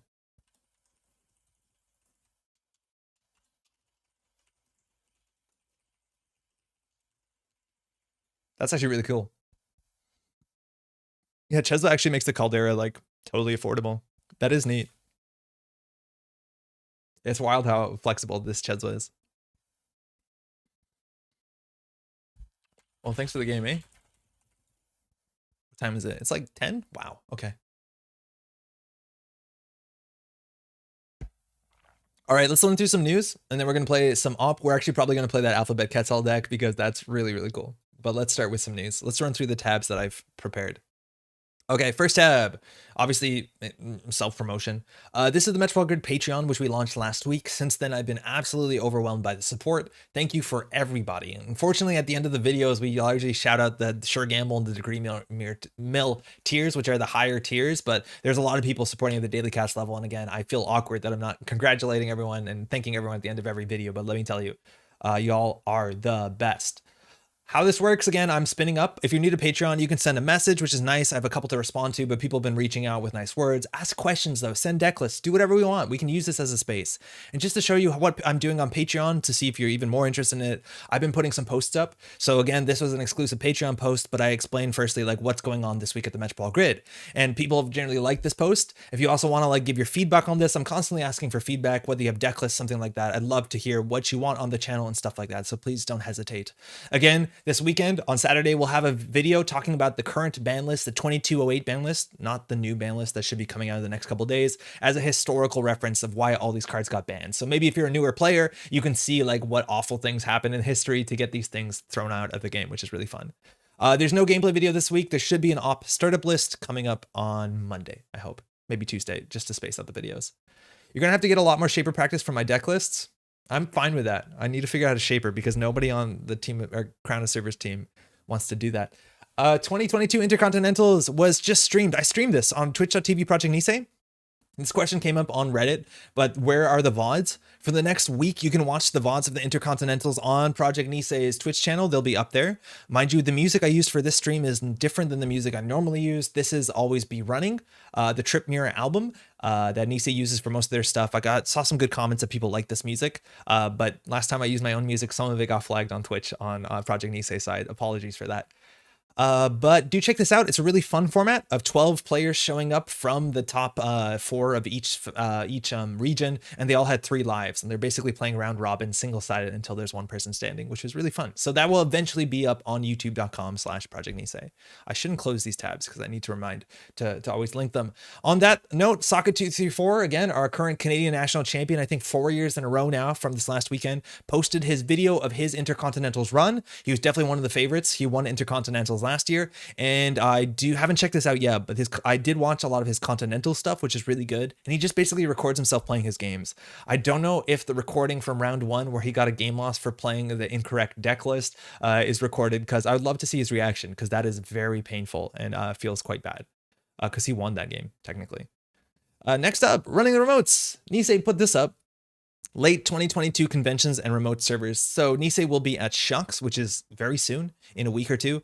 PAX Australia is also booting up October 7th and 9th, same time as Worlds. So you have another place to go for Netrunner if you're not making it to Toronto. And Essenspiel is also around the same time, 6th and 9th of October. So firstly, there's a shout out for volunteers. Essenspiel is in Germany, in Essen. And Nisei showed that there's an exclusive alt art for conventions. It has that convention logo on the bottom. So if you want this overclock, go check out the Nisei booths at any convention you're at that they have a presence, and hopefully you can get yourself one or a copy of these. I don't know how it works. On that note, Patrick Sklar, please get me these from Shucks. Thank you. Okay. Next up, there's just a quick shout out recruiting rules editor. This is interesting because they don't want someone who's an expert at the rules. Like, they don't actually need an expert on the rules, but they want someone with proficiency with standard in English. Again, Nisei, all these positions are on a volunteer basis. I don't know how many hours they require of you, but if you want to get involved and you really like the granularity, the rulesness, the correct typing, and all that sort of tech writer stuff, Nisei is looking for rules editor. And that's such an important position in any board or card game. And I'm glad that they're taking that as seriously as they need to be. I have rented table space from Nisei at a significant cost so I can sign 8x10 glossy headshots. Ooh, Pat, can you also sign those headshots from the Muppet Christmas Carol that you were in? That's gonna be really good. I want one of those too. Otherwise, oh, on that note, also, of course, Sengren SC also put out his side of this stuff where he did, he put out, there's Sengren, where he put out his Continentals run recap, not Intercontinentals though. I'm pretty sure there's going to be an Intercontinentals video. Maybe, I don't know. Jeff will say, I don't know. Next up, speaking of Jeff, we did a video earlier this week. Again, if you're subscribed to the channel on YouTube, you'll definitely know, where Jeff and I go back through our Midnight Sun tier list that we did on his and my channel. And 1 month later, basically exactly 1 month later, we talk about how we would change this list based off the results we have seen. And it's an interesting conversation because we have a bit more data points that back up the things that we were right and wrong about, mostly obviously correct. And you see how the conversation has changed, what's been performing. And I really like the bit we talk about at the end, how we think this is important to do, because understanding why we were correct and understanding why we were wrong and what it takes to be correct and what it takes to be wrong when it comes to card evaluations at a competitive level is, firstly, as Jeff says, a skill that hasn't been like really well flexed since we haven't had a lot of new cards. And also modernly is really important, where we come from a new set to Continentals to Worlds all within a span of 2 months. You really need to be on top of this and understanding what the meta looks like. So hopefully we give you like a bit of a gateway into at least the way that we see things, which isn't 100% correct all the time, it turns out, but that's pretty good. There's not? Okay, whatever. Are those headshots of Pat or of Andre? They're Pat, which I think is more valuable. $50 for a signed headshot of me, $200 for a signed headshot of Andre. And the thing is, Pat signs that too. So the value even goes up further. They're headshots of Pat. Yeah, there you go. Pat forging Andre's signature. Awesome.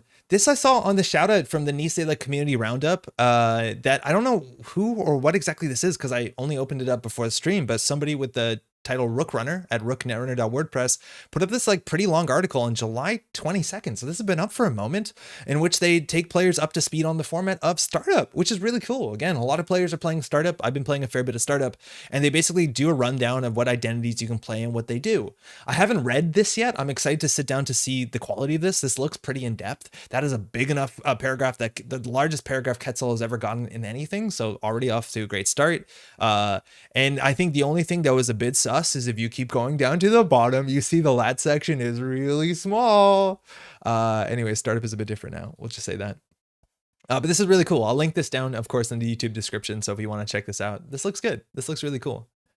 And I think that gives us to our transition. And I feel like we might be treading old water, talking about a bit about Startup. Because my situation, let me catch my breath, playing Startup this week as Corporation has been kind of miserable. And I don't know what to do about this, because this is the ops decks that I've been playing over the last while. I've been trying to get footage to put together an ops startup video in Corp, on a Corp side game. Because if you watch classically the channel, we've been putting out we've been putting out a startup gameplay video just about every week. We missed this week, we had other stuff to do. And it's mostly been runner side, because currently it's really easy to play runner in the startup format. I guess I have this. If you don't know what startup is, it's the format of mostly all Nisei cards. It's System Gateway, System Update, Downfall, Uprising, and just Midnight Sun. So it's the format that a lot of players are getting into the game because it's all the Nisei stuff, the stuff you can get on their website, order it, put it in one basket, and you're good to go. Of course, it's very important to know that if you want to play standard, the larger format that has a lot of the old FFG products on it, while that stuff is really hard to get to buy, you can proxy everything. And there's so many places online that are making alt-art versions of the Katara cycle, or the Red Sand cycle, Rain and Reverie. So you can get professionally printed versions. So you don't have to go to your printer, to your local Staples or whatever Kinko's is in America, and get that done. Is there anything close to rude you can do in Startup with Ob? Only thing I can think of is tutoring Drago. That is the rudest thing you can do. And this is what the situation I find myself in, which is pretty difficult, is that when I play Corp in Startup, I am getting absolutely crushed by a lot of things. It's really hard out there. And I know I've talked to a lot of other people that say, like, if you're playing against a good Startup runner deck, as a Corp, you have to play a very niche, small subsection of the card pool, things like precision design. Maybe you can do long game net, grind game net or fast game net. And otherwise, I feel like you don't have a chance. I'm going to show this again when the video comes out next week, but I started with an op deck that I thought was pretty unique and interesting.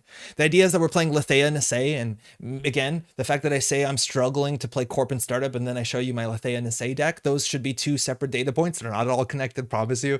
But the idea with Lethea Nisei, we played this on stream, I think, last week, is that Lethea Nisei is a trash ability at 1 cost, which is a nice thing, and then Lethea Nisei can become a ganked at instant speed during the run. Unfortunately, ganked will be face up, so they'll know what it is, but the idea is that this deck inherently has a lot of really good ganked ice and a lot of good Lethea and Nisei ice. Things like if they have to go through the Stavka twice with 7 strength, power to you. On top of that, the ganked works with the Stavka, works with the Archer. The Winchester is a 4-coster, so that's nice. Kinko is American. It's Kinko. Did I say Ginkgo? It's Kinko's, maybe. Rig Shooter works nicely in startup since there's fewer recursion. I found the exact opposite Diogen. Unless you're playing against Criminal, everyone has recursion, right? Like Anarchs have recursion, Shapers have Boat and recursion. Everyone's on Boomerang Botulus. Rig Shooter for me has not worked at all. I need to play some more. I'm just teasing you. Okay, thank you. We're struggling the same way we struggle to get value out of Lat, or really struggling. I don't know how to answer that because Lat, I don't think you have to struggle with. I'm really struggling. I don't know if we have Kinkos here. The idea is that this is a deck list that if you asked me, if someone presented this to as like a tier 2, tier 2.5 deck list to play casually in Netrunner, like 5 years ago, 3 years ago, I could bring this to a local meetup and like do okay. I'd have fun stuff happening. It would be cool. But modernly, it is absolutely getting crushed. And again, there's so many things about this that I'm not sure why this is happening. I don't know when I make a Netrunner lobby and I call myself a Maurich and people get in, whether they're bringing the good stuff because they know I play Netrunner for a long time, I should know what I'm doing. And so they bring the good stuff. I've been playing against a lot of Lat, a lot of Zaya, stuff like that. And I do think that this deck versus the good stuff Lat deck taken from standard and have gone into startup with all the good pieces in it, this deck should have about a 5 to 10% win rate. It should have literally next to nothing win rate. And that is strange. And so much of it is because this deck is very, I think, honest enough. Like it's what people call honest Netrunner. At the end of the day, we have really cool op tricks, but we have economy, we have mid-range reasonable ice that has some very face checks, and then we have some defensive upgrades which can just lose to pinhole threading. It's not pronounced a Maverick. In English it is. Maurich is the family name which translates to Maverick. So my family would say Maurich, so it's Andre Maurich, not my actual last name.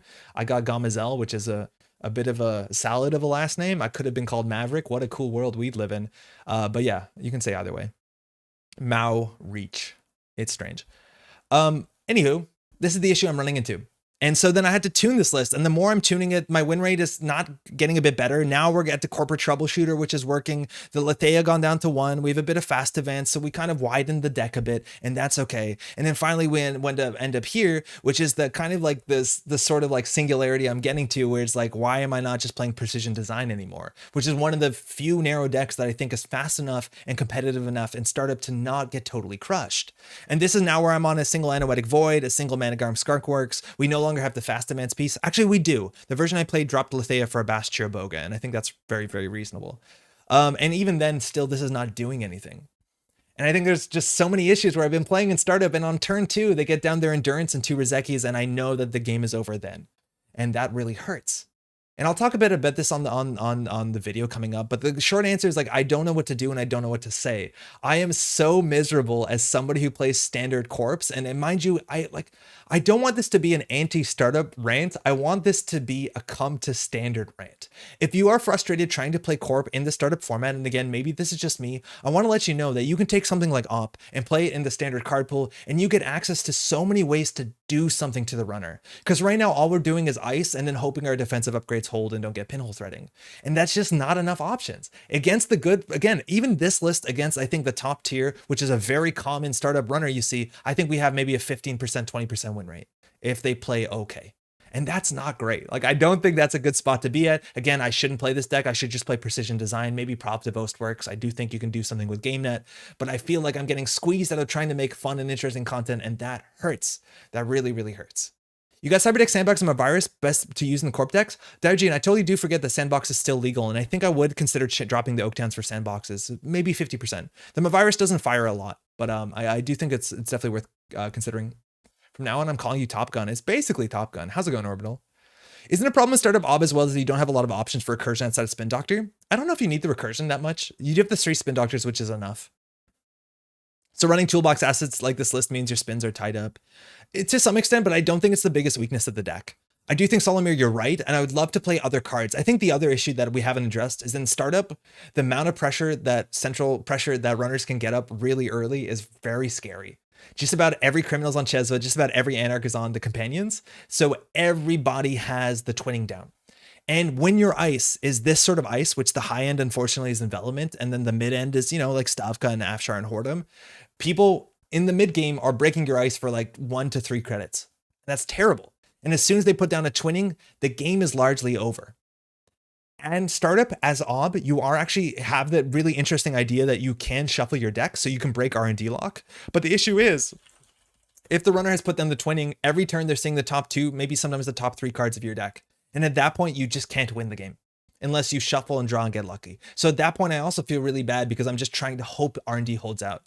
And that's the issue too, is like if I put on too strong of a defensive remote upgrade, people just say, okay, twinning R&D. And it's another thing where barring like Scape Net, I have no way to interact with this. And also the one up, I guess, above the law. But like, this has been my frustration. The multi-axis has been so powerful, but as a corporation, not having the ability to force the runner in some other way. Like, again, standard has so many other options. While I don't think hard-hitting news is really exciting people because people hate this card, this is so important that I think exists in the startup format because now I have another way to fight back. Oh, you can get into my server. Oh, you get your endurance. Oh, you're running for free. I can punish you. Or like things like wake up call, right? Oh, okay. Yeah, you can get in, you can trash my stuff, but now I can take your boat down. I can take some of your hardware down. Like these are the things that I'm missing so much playing ob and playing ob. Obviously it's like a huge power level difference between startup and standard, but like to me, it's such a difference playing corp in startup and standard, where in startup, if the runner just gets the breakers down and their economy and they have a pinhole threading and multi-axis, the game is largely over on the spot. And I don't know what to do about it. Like, I do think this needs to be addressed again. I don't know if it's just me. Is it just me? I've talked to so many other people. They're like, yeah, corp is not what you want to be doing in startup right now, which is awful. To be fair, is there a startup corp that doesn't feel terrible? I think precision design, like the same precision design system gateway deck that came out, like, you know, when everything came out in system gateway is just good enough. Like triple managram, double anoetic, you have good ice. Because that's the issue. It's like the PD deck solves everything. You have all this 3 subroutine ice with Ansel and Braun, which are very good in the format. You have all the defensive upgrades. You have seamless launch, so you're not like really showing when your agendas are getting scored, and they're very good agendas. So like, I think that's the thing, is like eventually the more I tune this deck, I'm getting back to precision design, which is the only thing that I think can beat this. And on top of it, the problem I'm running into is that now every once in a while, I'm playing against runners who are not playing that lat deck, who are not playing like the busted economy over time and doing interesting things. I played against a really nice person today who was playing Chameleon Kit with like Cyber Trooper Talud, right? And like DZMZ optimizers, like a fun list. But like the reality is that list is too slow. And the reason that list is too slow is because the corps have to go faster because they have to deal with this other thing with the endurance and the Rezekis and all this like nonsense, the botulus, the boomerangs, all this sort of stuff. So like even the fact that the corps have to go faster is also pushing other runners further back. So it's like, it's having an impact also on the runner side of stuff, which is, you know, obviously unfortunate too.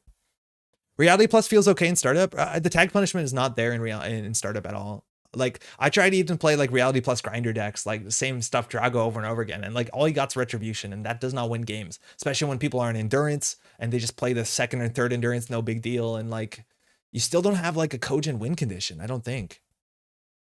Sanger says, I agree. Startup has systemic issues at the moment. I think maybe it's worth looking up virus with seamless, learning on envelopment maybe, but yeah, we're converging on PD. Exactly. Like the more I talk about, the more closer we get to PD, which feels like the only thing that can do something. And I think, yeah, maybe we could do ob with seamless and then play like more past Chiribogas, which is like a really fun card anyways. But like the farther we go that direction, the more we should just be playing an HB list. Yeah, I don't know. I'm getting R&D locked in like every game. Once they get their boat down, like I played against somebody, I was like, envelopment, Oaktown Advance, this is amazing. Shaper can't deal with this. And then they rigging up their endurance. There are 4 counters, they run through it. I lose the envelopment. I don't get a border control, which was my mistake. I thought I would. And then at that point, they have a boat down. I have no ice on centrals. Like, I don't know what to do. And at that point, the Rezekis came down off of a, like into the deeps, whatever it's called. Man, it's rough. It looks grim. Yeah, Cat. It's like not good.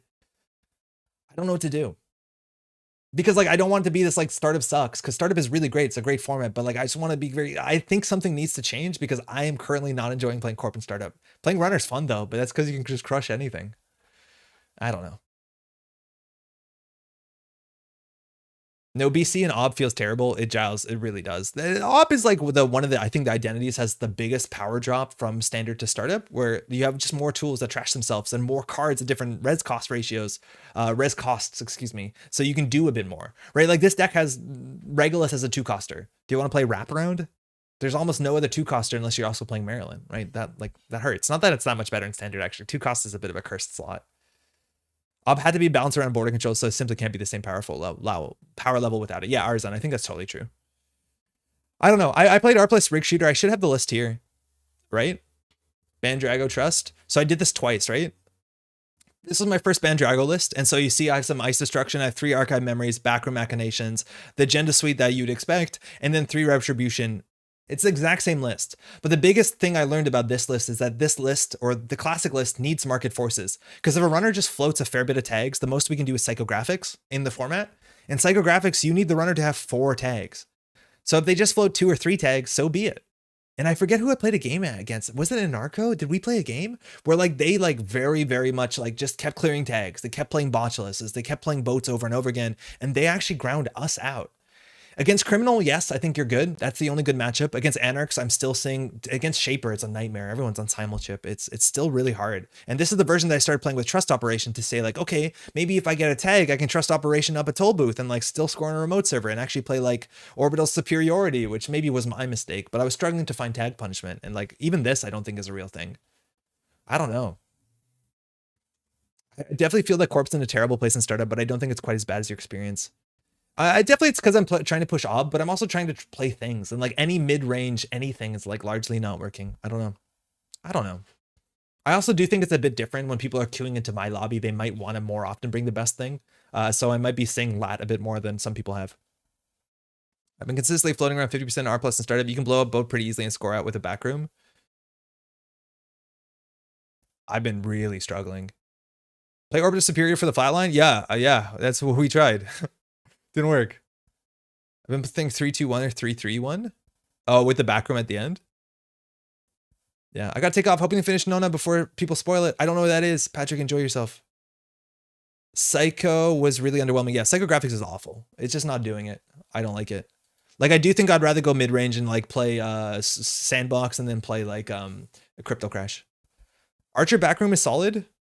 Oh, I don't know about that. I don't even like Archer. Like, that's another thing is like, I was so excited for all this like really mean ice to matter. And then like resing a 7-strength Stavka when they're on endurance doesn't matter. If they botulist this, it doesn't matter. Boomerang, it doesn't matter. Like, I found out so often, like, I don't want to put Archer in this list anymore, even with ganked, because I was ganking people into an Archer and they still had endurance. Right? Like at that, and endurance is getting a counter before the ganked fires, right? Like, so I had to abandon this entirely because I played like 4 or 5 lat games in a row. I just couldn't do it. I don't know. It's not just you have experience almost only boat decks too. Yeah, Anarch boat, mind you, is also really strong in startup. It makes the idea of playing anything but the best decks feel pretty worthless. Yes, I think there's just a big disparity between the best decks and then, you know, everything else that like I'm finding myself grinding games. And I think it's really frustrating to me too, because like I'm trying to get footage for the channel. And like, I know that the game is gonna, like, I just want to concede on turn 2 or turn 3 because I know this is not going to get footage, but that's like a really bad thing to do to your opponent, to be like, oh, I'm losing this immediately, I'm going to walk away. Like, that sucks. I'm an ass if I do that. So like, again, I think it's even further getting into my head where like, I feel like I'm doing this because it's work. Yeah, I don't know. Sorry, I came back because I heard someone doesn't like Archer. Yeah, Pat, Archer's not good right now. Berto, excuse me, how's it going? What's the easiest way to get back into Netrunner? Hold on, we have a graphic. Firstly, I played a bunch with the core set 4 years ago, found this channel after looking up what I like these days. Okay, don't listen to what the screed I was just going on, but go to nisei.net. They have a product that you want to get called System Gateway. Let's see if we can do it together. It's been a minute. Go to products, getting started at System Gateway. Hit learn more here. System Gateway is a learn to play set that comes in 2 parts. The first one is a starter pack. It gives you 2 decks, a runner deck and a corp deck. Out of the box, you play against each other. It's fantastic. After that, they give you 10 more cards for each side. You add those cards, the decks get more interesting, a bit more rules nuanced. Good. If you know the game, you can go straight to there. Then on top of that, they have what they call the deck building pack, which gives you another 30 cards or so that now lets you build different faction card pools. This is where you start. From there, I'd recommend the startup format. Hold on, we have a graphic, which would just be all the stuff that you can find on nisei.net. So System Update is some old cards that are fundamental to the format. Ashes is the first cycle they put out, and then Midnight Sun just came out this summer. Also, just join Green Level Clearance Discord channel. Someone will post a link. If not, it'll be in the description. Okay. Welcome. Sorry, that was a bit robotic. Izzy, the best deck and standard for the runner translating pretty easily to startup, while the best standard corp stabbing doesn't help either. It hasn't. Also, Izzy, I messaged you on Patreon. Check it out. For what it's worth, it's not really disagreeing with your overall point. Just saying that R plus is okay outside of PD and R plus and competitive. I really don't know what you would do. Yeah, I think R plus, and I also think Pravdivos is pretty good because they're one of the few identities that like exists outside of the economy ice like sphere, which is getting squeezed pretty hard by what we got. Okay, I'm just gonna crack up on chat real quick. I don't think Sokka's lat deck is really much of a shaper list, really. It's just shaper to get endurance for free. It doesn't have shaper with tricks, but it has the shaper tools and it has the shaper tool blocks.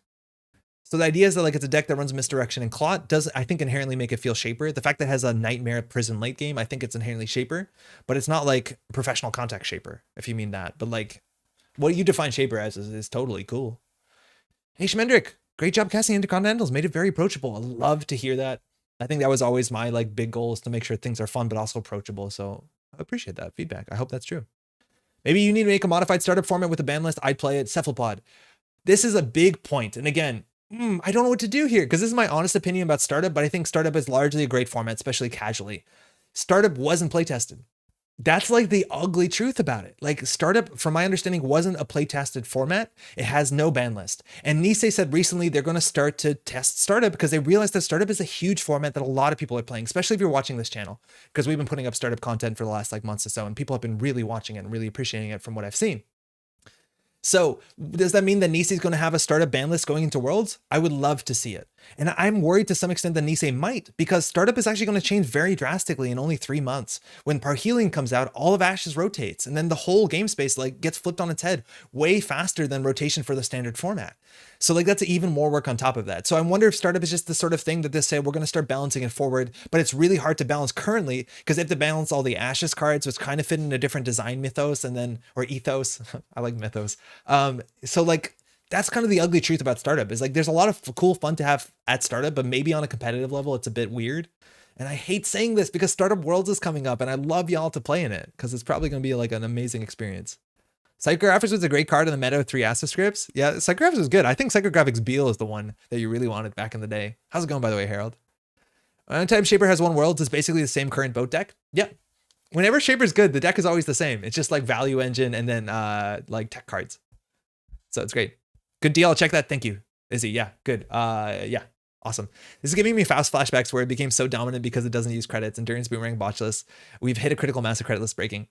I'm kind of feeling it to some extent. And the thing that like is I think a bit easier to notice in startup specifically is that you don't have the breadth of card pool to be able to like very interestingly deal with the problem. Like when you have a much bigger card pool of standard, you can look at this and think like, oh, there's actually some ice that's good against like a certain breaker or certain like the boats or the endurance. In startup, it's kind of niche. Like you still have NX activation command, but the amount of influence on this thing, like you really need to be considering only playing HB.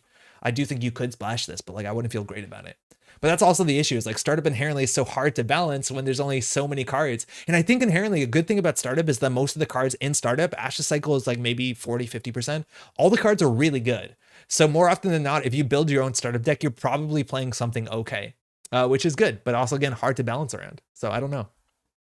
Yeah, I think GameNet's probably fine. I just don't like playing GameNet. It's been suggested to me. Like, why don't you try GameNet? And I'd be like, please, I don't like GameNet, but it's probably correct. Prop does seem okay. I'm not convinced that can be played around yet. I might be biased towards R+. I think both of them are good.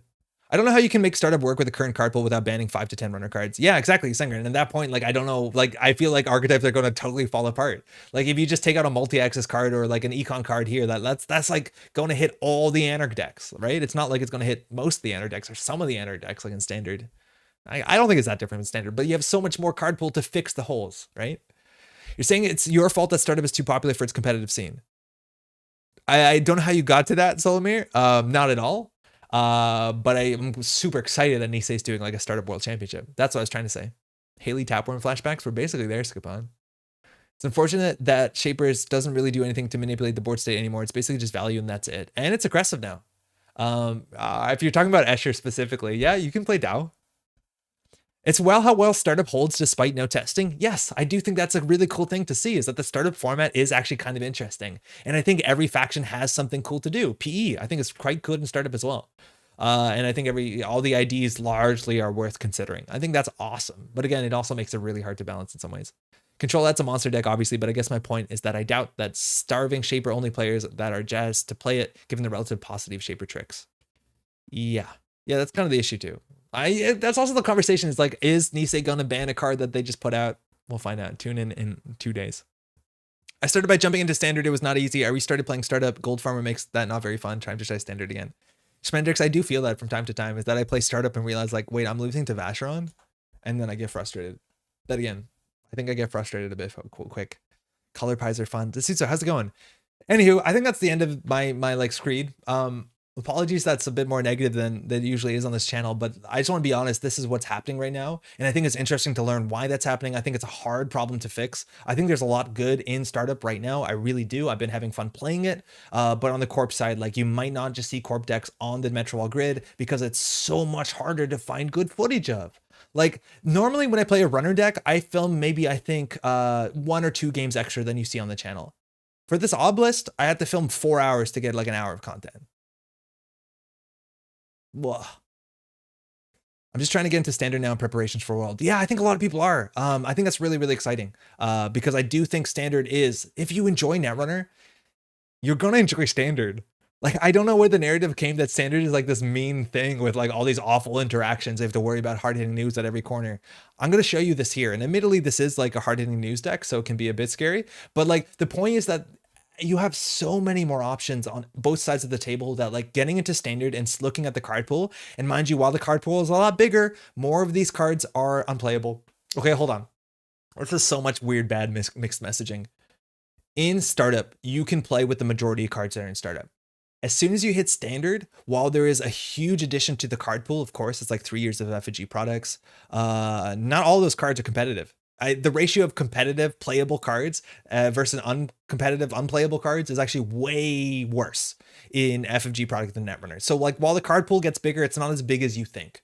I do understand that one of the biggest like boundaries to get into standard is actually like acquiring cards, and I'm hoping make playing cards and like the community efforts help with that. If not, we'll just AI generate everything, huh? Standard can be mean, depends on the meta. I think right now it's quite fair. I think right now it's quite good. And I think right now you actually would not be too surprised if you went straight from startup to standard. There's like 2 cards you have to understand. This is one of them, which just means have money or have misdirection. And that's not hard. It just means that like corporations can hit you back. Like, oh, did you get through their remote server and end with 0 credits? Cool. Don't do that. And like once you get that understood, like you'll be fine. You'll be fine. It's good. HHN is very rough since they just don't run yet in Netrunner, can't bounce and be safe. Yeah, it's not successful run, it's any run, which is pretty wild. But I think tools like this are so important to make sure that like runners can't just do anything they want. Like this is the big difference with this card. Like a lot of people hate this card, but like this card exists so runners can't just do everything, which right now is the problem. It's like, oh, I'm going to play my endurance, go down to 0, run your remote, steal your thing, run HQ, imp something. And then you're like, well, there were consequences to your actions. You know that, right? Maybe runners just don't want consequences to their actions. It's you boat to quiz. I said that probably wrong. You boat quitus. No, that's probably the best you can get through with that portmanteau. It's fair if you like boat. I think startup could really benefit from a big set, small set release cycle instead of halves too.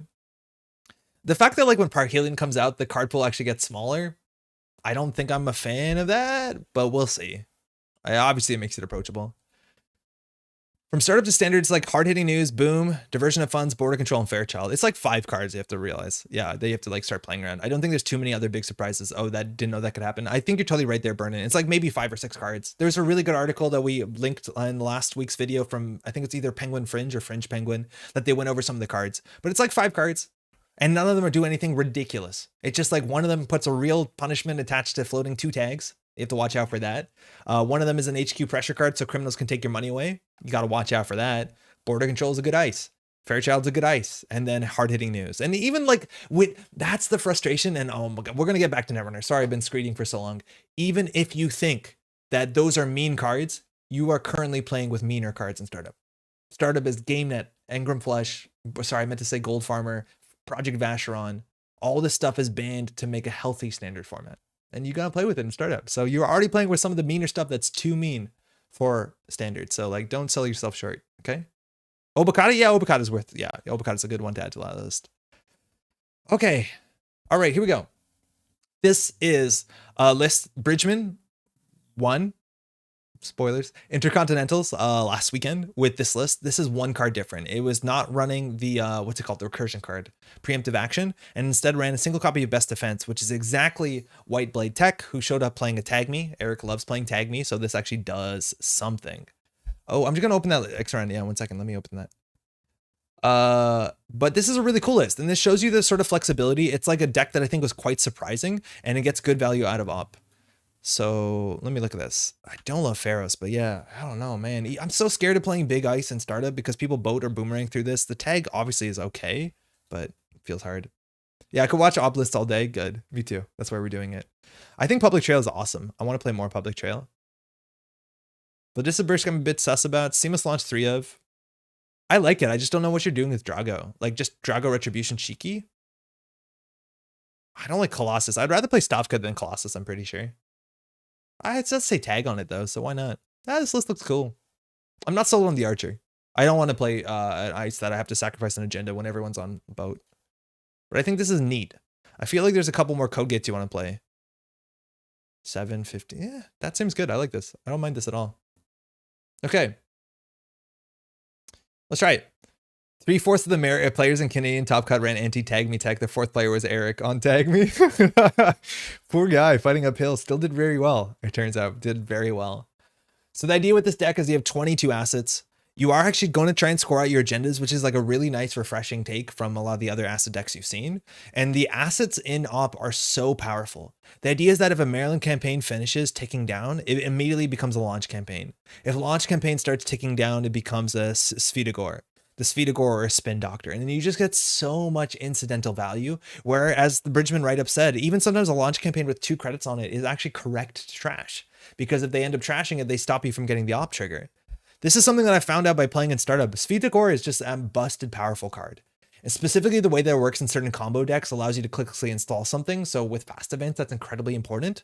It's less important with this deck, and we actually did see at Intercontinentals JNet playing incorrectly the way that this works. The way that Svyatogor works on JNet is actually a bit bizarre, and I have played around it a bit strange, a bit like very weirdly, because Svyatogor triggers when you hit the mandatory draw button, which is not the way it should work. And it looks like that was a way that they patched it so that you're not getting your start of turn triggers off of Svyatogor things that you install at start of turn. I think that's why it's happening. Next week's video gets a bit messy where I keep doing it manually, but it's at least fine. Then you also have an urban renewal, which just kind of forces the issue. This gets on the table for free. They have to trash it. They don't have to. They probably should. And sometimes if they let this go through, you get an SZF protocol fast advance with the audacity to get a cheeky lethal, which is nice. You have actually really good ice for the modern meta. Envelopment is sick against endurance, and specifically in standard, if the envelopment gets trashed, you can go get your border control, which will be rezzed, which means you can use the instant speed trash and the run subroutine on this thing and actually catch them once they get through the envelopment on a run, which is fantastic. Otherwise, we have a single sandstone as a 3-coster, so if we trash our border control on a run, we can get something with it. We have a 3-cost code gate for the same reason, and not a bad card, and a mouseless, which is a 4-coster, and it's like fine. A lot of times this deck won't ice up central servers against shapers because you don't want to let them get that cheeky easy into the depths. Sometimes you'll just double ice a remote server and maybe HQ or something, I don't know. And then a Veritas, which has 3 subroutines. Not amazing. It is technically 3 subroutines, but against boat lat, they break the first or last subroutine for a single credit, so it's fine. But the idea with this deck is that you can do this sort of thing while also still scoring out agendas, but you have access to the entire 3rd win condition. And while we're not playing Extract, we're playing hard-hitting news. So if the runner ever interacts with us, takes our stuff down, and they just have too few credits, you economic warfare them, bring them down so they have very few credits so they can't clear the tags, let alone the trace goes through. And then if they don't clear those tags, you can best defense. Or sorry, boom. You also have best defense.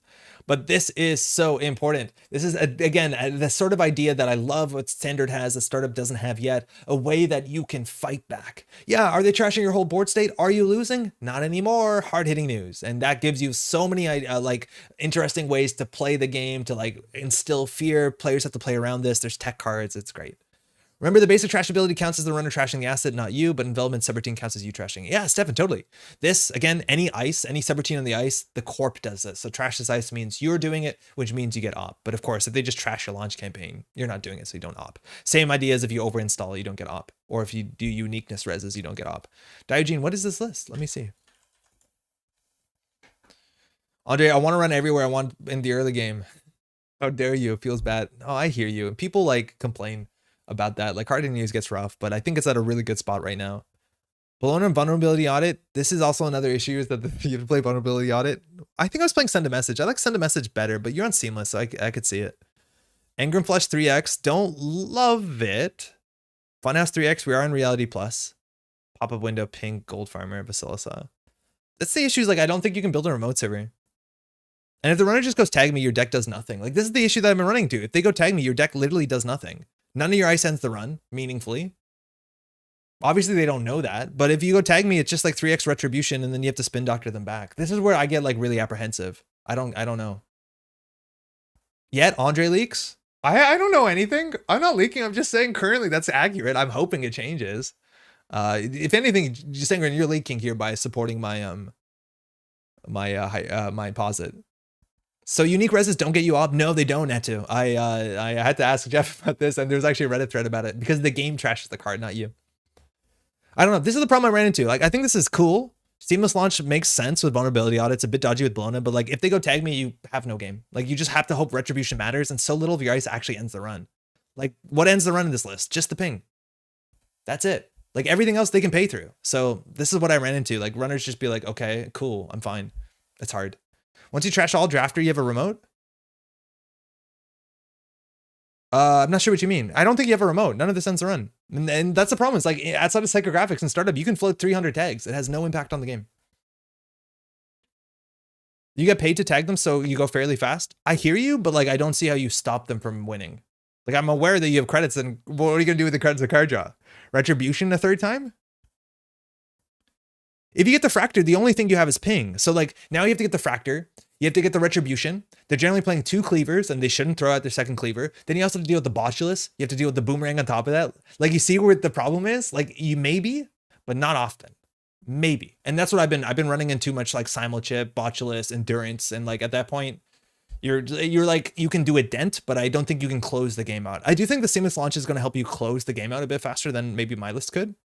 But I still think there's like inherent issues where it's up to your opponent to like, to spot that this is not keeping them out. I do think you could like add in, I do think you need an end the run code gate. Like, just play, I don't know, Enigma or a Magnet. Magnet's good. Like, don't play Engram Flush, play Magnet. Because Engram Flush also has like very little impact on the game, but obviously it's a good subroutine. Okay, sorry. Let's play some Bridge Monob. This ever becomes close to the threat, Chameleon just dunks on it. Yeah, Chameleon's really fun. And Melee, yeah, there's no way to deal with Chameleon, but I think Chameleon's way too slow for the meta. I ran into Chameleon today, it was fun. This duck does finish fast enough. I wonder what players are respecting for that to be the case. I don't know. I feel like you want to run just about everything. I think people are like way scared to get the tags more than they need to. And I understand that. Oh, that's not that wrong. I have a macro to ask if it's okay if I record. That's the one I hit there. Whoops. Corp. Oh, I have to import the deck. That seems important. Mesna Chesvo is my ETR code gate of choice. Yeah, Mesna Chesvo is okay. I like Mesna Chesvo. It's a bit expensive. I do think just like Magnet's good in the format because then it solves your botchless issue on the remote server. I kind of like it if you have the influence. I want to play build the last Mesna Chesvo. That does seem a bit more fun than I think it is. Hey Pouch, we're going to play some op decks, some competitive op decks that are actually pretty interesting. I'm going to just call this Bridgman op. How are you doing? I'd rather not be so blunt, but I don't think there's another way to put it. Runners and startup are just so bad at playing into things like this. I think it's a mixed bag. I think there's a lot of newer players in startup more than standard. So like, yeah, sometimes you have a player that's not like, you know, playing at competitive level. That's totally fine. We've all been there. But I do think, yeah, I do think it's a sort of deck that like has a big variance based off of how your opponent plays against you. I think that's going to be like, there's a lot of decks that can't just like force someone out, like be like, oh, you literally can't get in. And there's some decks where runners don't want to get in, even whether they could or shouldn't. And I feel like this falls in the second category, and you can have great success with that for sure. It's not the sort of playstyle I love. Message Chesvo Kayambi? Yeah, I just want to play Build to Last. I'll advance it. I don't care. But I think if you're playing Build to Last, you play Kayambi anyways. R plus with Seamless is way better than you're giving it credit for. I think Seamless Launch is like low-key the best NBN card. I think I'm giving it all the credit I can. I think Seamless Launch is amazing in the NBN Agenda Suite.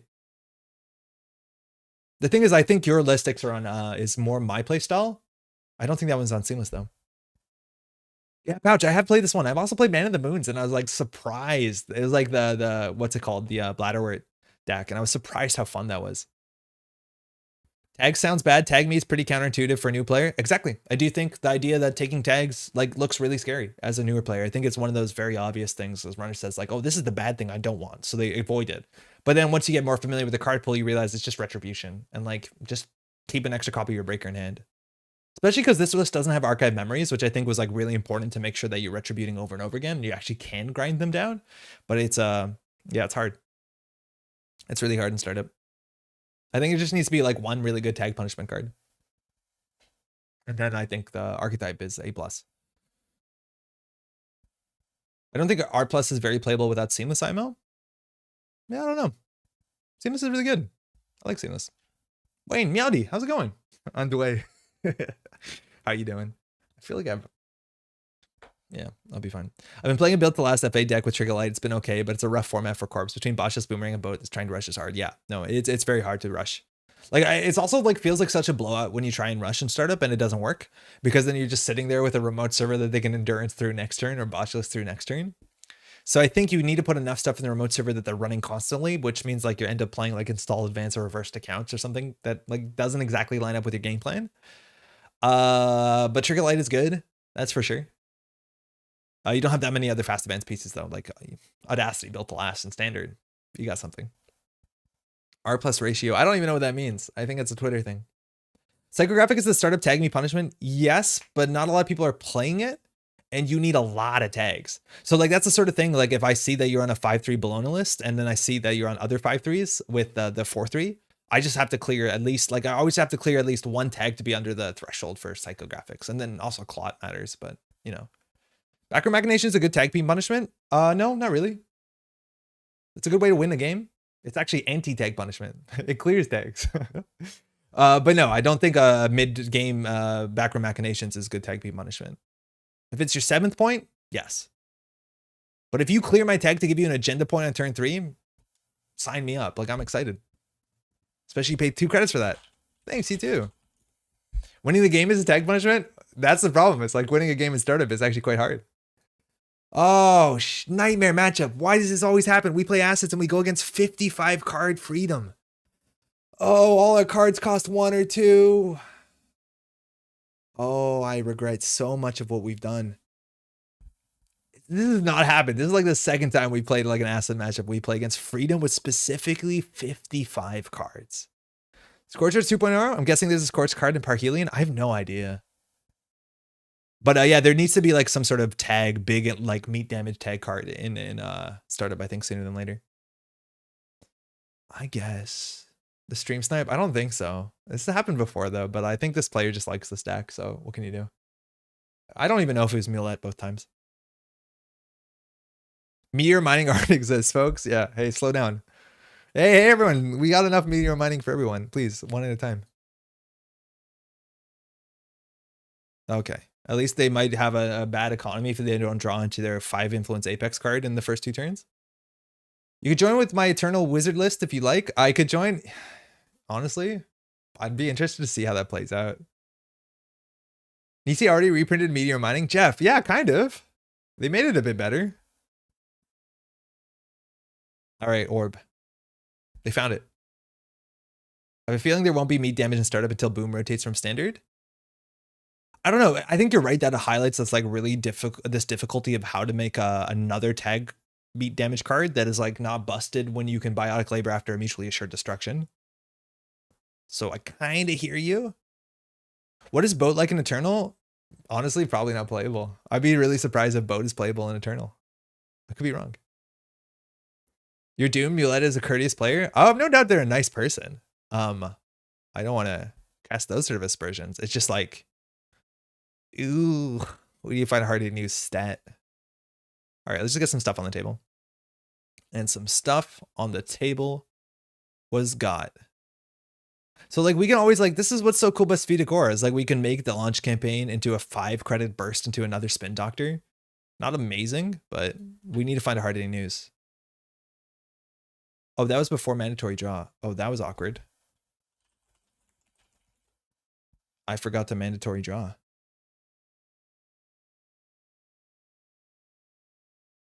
Okay, well, you can spend all your clicks before you mandatory draw. It's totally an option. Okay, well, into the bin you go, my friend. Weird, Judge. Lol, forgot to swap accounts? What? What are you talking about? Somehow while sorting my cards, realized all my Apex cards are missing. Hope they didn't gain sentience. I would watch out, especially if you have one of those like home systems that, you know, is all connected together because it wants that.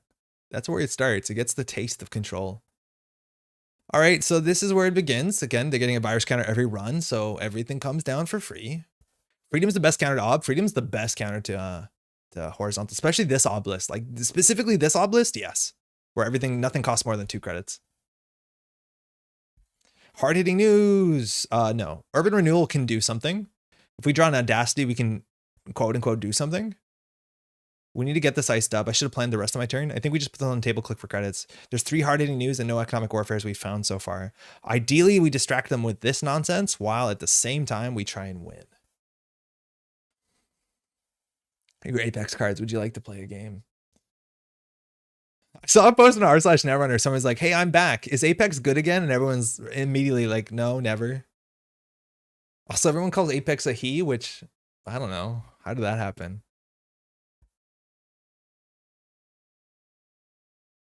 All right, so they have 1 virus counter. They saw a second wall-to-wall. Mind you, we have the Svyatogor, which gets trashed for free because we didn't say Freedom's ability, but the virus, there's no way we're keeping that. They can trash by removing virus counters on a card they've accessed equal to the res cost or play cost of the card. So they can remove 0 virus counters to trash a 0 cost card, just like that. And they are playing so not around hard-hitting news. If only we were fortuitous enough to draw one. Oh, my lucky stripes. Oh, how bad is envelopment? It's actually really good against Yusuf. To some extent, we need to ice up R&D because if they find something off the top, like a hard-hitting news, they can trash it and economic warfare. But we are doing okay. We are currently doing okay. If we can draw an audacity, we could actually potentially win off the urban renewal depending on where their steel skin scarrings are. They've played 1 so far. They have an MK Ultra. Our list has a single killer. And they threw out a Knob Curie. I guess they moshed that, huh? Clot 2. All right. It looks like I forgot that was going to be a problem we had. So, if we res envelopment, it'll be immediately -0 strength, and they will trash it. However, that will eat a Devil Charm. I feel like we can't take that trade at this point. So, I should have saw that coming, obviously, with Devil Charm. But this is the issue is when you're playing against a 55 card deck, like you're so frustrated whenever any of their 2 card combos come together because you're like, what's the chance of that? They're probably playing 3 of either of these. I don't know. All right, that's down. And there's a 0. So they're going to start hitting stuff. Imp, of course. It is a virus. It makes sense. Let's get a hard-hitting news here. Not exactly. Svyatogor, the ice at some stage? We'd have to res it. Oh, you're right. We don't have to res it. But I kind of, to some extent, want to eat a Devil Charm somewhere. But yeah, we probably should Svyatogor the ice at some point. I think you're right. It just will be 3 credits. It won't be anything more than that. And now anything we jam in their remote server is going to like totally be targeted.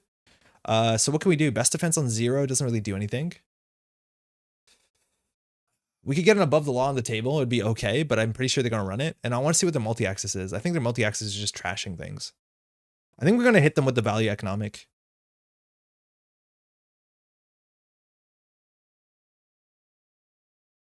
Yeah, whatever. Draw for HHN. It's like a 1 in 10. I don't love it. It would be a very powerful draw there, but like at that point, we might as well spin Doctor, I guess. There's a Gashapon. They have a paperclip too, which is good to know. It's a good rendering of Cyberpunk 20. Oh, derail a bit, but did anyone watch the Netflix Cyberpunk anime? No, I haven't. I know it's reviewing pretty well. I don't think I was really excited for anything Cyberpunk 2077 after the game came out, which I played for like an hour. I've heard good stuff though. All right, I guess we're just gonna go ahead. So this is weird. When you hit mandatory draw, now you start to turn triggers and op, which is like so strange and caught me by surprise. They didn't run. Okay. Could we get something else? No. Okay, so they didn't run this turn. And this is ideally when we like do something. Because we have like the risk control, we have the economic advantage. Are we brave enough to put an agenda on the table? I think we have to be, because we need to force them to interact. The best we have, and that's like the cool thing of the urban renewals, is that we have to force these to interact. They're going to use Gachapon at the start of the turn. They have another Rizeki again now. The war begins, but we do need to get ice in a remote server. We got to see also what they have here. The Steel Skin Scarring went back in, a Pad Tap, and a Devil Charm. They remove 2 zeros. That's like nearly a perfect Gachapon, finding your 2 extra zeros. Yeah, Arcane was really good. I think Arcane is good. I really enjoyed Arcane way more than I thought I would, and I haven't played League of Legends since I was in university. All right, Hippo got trashed. That's good. They got a patch up down. We'll definitely have to trash that. And all right, launch campaign is going to become not a spin doctor because we don't want that, but a Svyatogor. Svyatogor. I think I say it like 6 different ways when I played op for startup.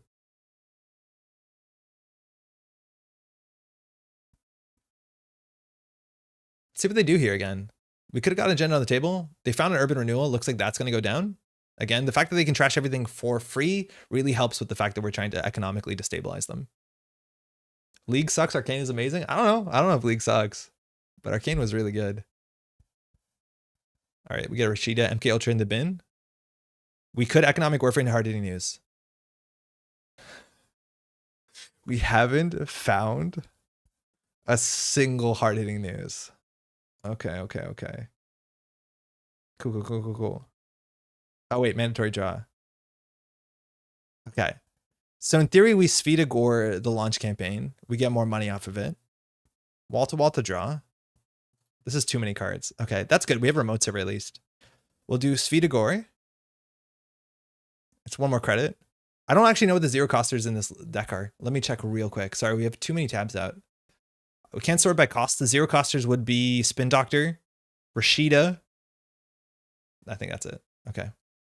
A Dredge Work would be good. What's the res cost on Dredge Work? 2? Yeah, 2. Okay. Nah. I'm a coach for a small league org. I can confirm. League sucks. Oh no. That's not good. What do we want on the outside? I think we want the code gate on the outside. All right, we're going to transition. We drew enough ice that we can consider transitioning. I'll go for the above the law. Oh, we said we're going to trash the pad tab, but with this many cards in hand, I don't think that's something we really want to do. Well, the graphic arcane is great. The voice actors and especially actress are amazing. I don't know. The art style is like phenomenal. The expressiveness to the animation was like really quite powerful. It's cool. I like that sort of stylized animation. I think there's a huge trend now coming off of that like Spider-Man film that people are not doing photorealistic. They're doing like artistically nuanced animations. And let me tell you, it's like the same thing with video games. I wish less people did photorealistic video games and more people like leaned into it and had an artistic style. It's like you have a whole medium and then you're choosing just to recreate this. I never got it. Is Arcane kid friendly? Ooh, that's a good question. It's been a while. I think there's definitely blood and violence and death. I think they might cuss a bit, but it's not like gratuitous. I don't know. Kind of hard to judge. Maybe someone who's seen it more recently can say. All right, probably get the food back in. Honestly, I don't know even if that's the right call. Envelopment back in seems okay. They have to paperclip it. It's a powerful card. Getting in back the urban renewal is kind of nice. We don't have any 2 costers on the table. Yeah, whatever. I'd say Arcane's 13 plus. Yeah, I think for teens, good. For like a 7-year-old, probably wouldn't. Yeah, I think that's a fair thing. All right, they're pulling stuff down. Okay, good. So they basically, we weren't able to do enough on the table. So now they're like economically stable. They also now can like chisel into our ice, but now they're economically stabilized. And at that time, we were not able to like produce a threat. So I feel like that's not good for us. What do we want? I actually don't know why I res that. Return to hand. Mandatory draw. We could Svyatogor that to get a 0, but I don't think we want the last spin doctor on this board state.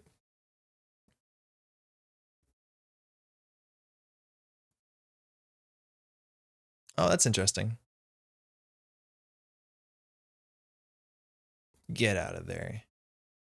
And turn. I found the violence pretty brutal. Mild sexual situations? I don't remember that. I found that Ob gets sad once the runner has a Stargate. I feel like that's most decks. Like we could obviously ice R&D. The border control is going to look really silly here. We're going to lose everything in hand. Yeah, this is not great for us.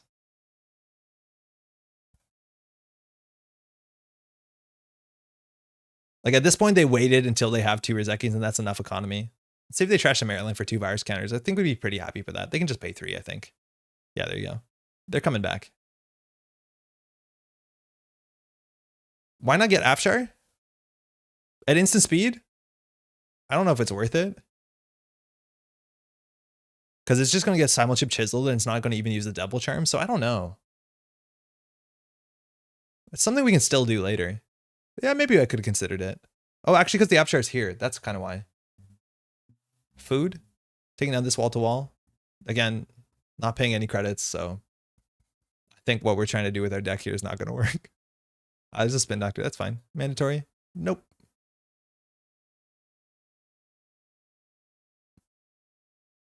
All right, well, we don't have a board state anymore. I do think this might be a foregone conclusion of a game. They could break this if they really tried hard. There was a scene with Caitlyn and Vine establishment of ill repute. I guess so. Yeah, I suppose. I don't think you see anything particularly graphic, but I don't know. People have different, like, I don't know. I find it very strange that people are like, violence is more reasonable than seeing sex workers. I don't know. It's been weird. All right, there it goes. I don't know. Are we folding this one? I feel like we might be folding on this one. I feel like finding the 55 card Freedom deck is probably one of our nightmare matchups. I can't imagine a worse matchup.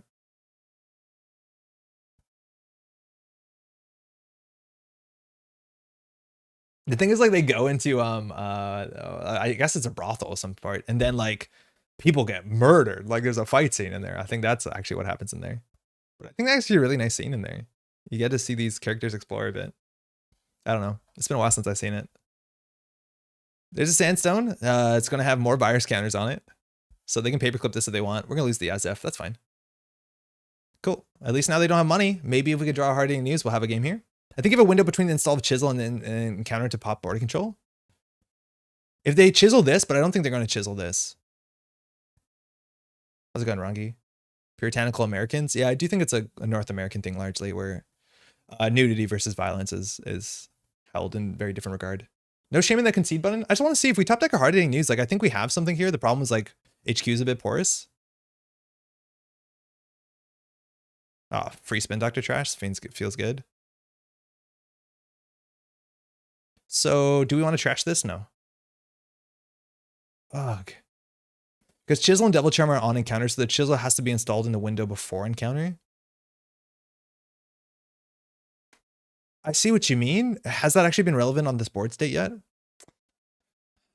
3 hard-hitting news in the bottom 18 when they go down to 5 credits.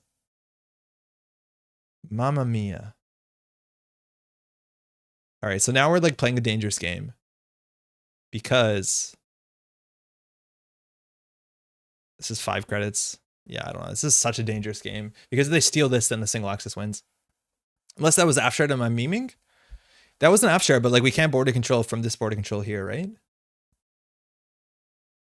No further action. Okay. They're testing for the spin dock. Altered Carbon is the best. Is that the one with the people like living in the clouds? I feel like I didn't finish that one. Might as well pop this. Otherwise they trash it for free.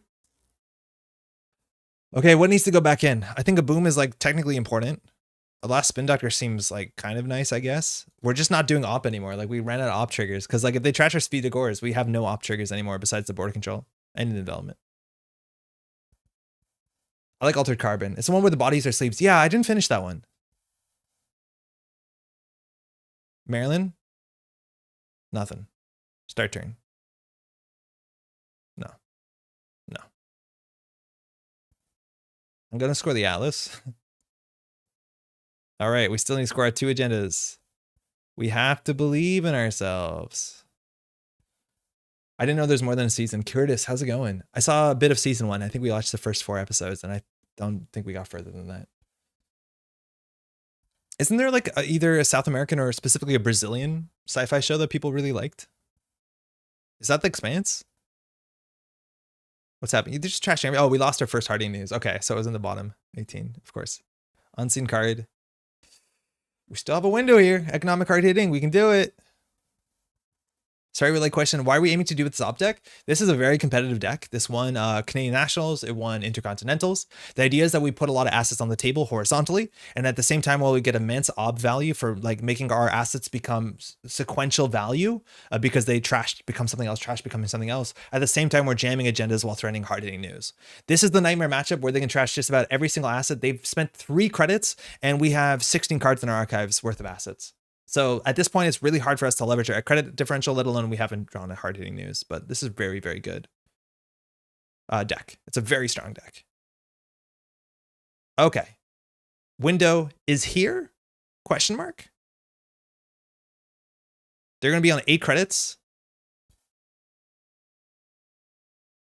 We're going to be on 4. So we can credit boom. They have 1 turn to win.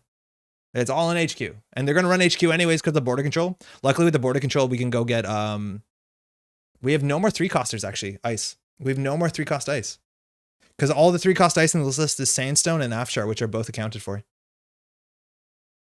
And by accounted for, I mean Afshar is in the bin. Shit, we're probably going to lose this. Seems legit. I could see myself playing something like this. If only I could trick a friend to play. You can get a friend online, green level clearance. Oh, they cleared all the tags, or as many of the tags as mattered, which, you know, that makes sense. Now we have to draw a second hard-hitting news.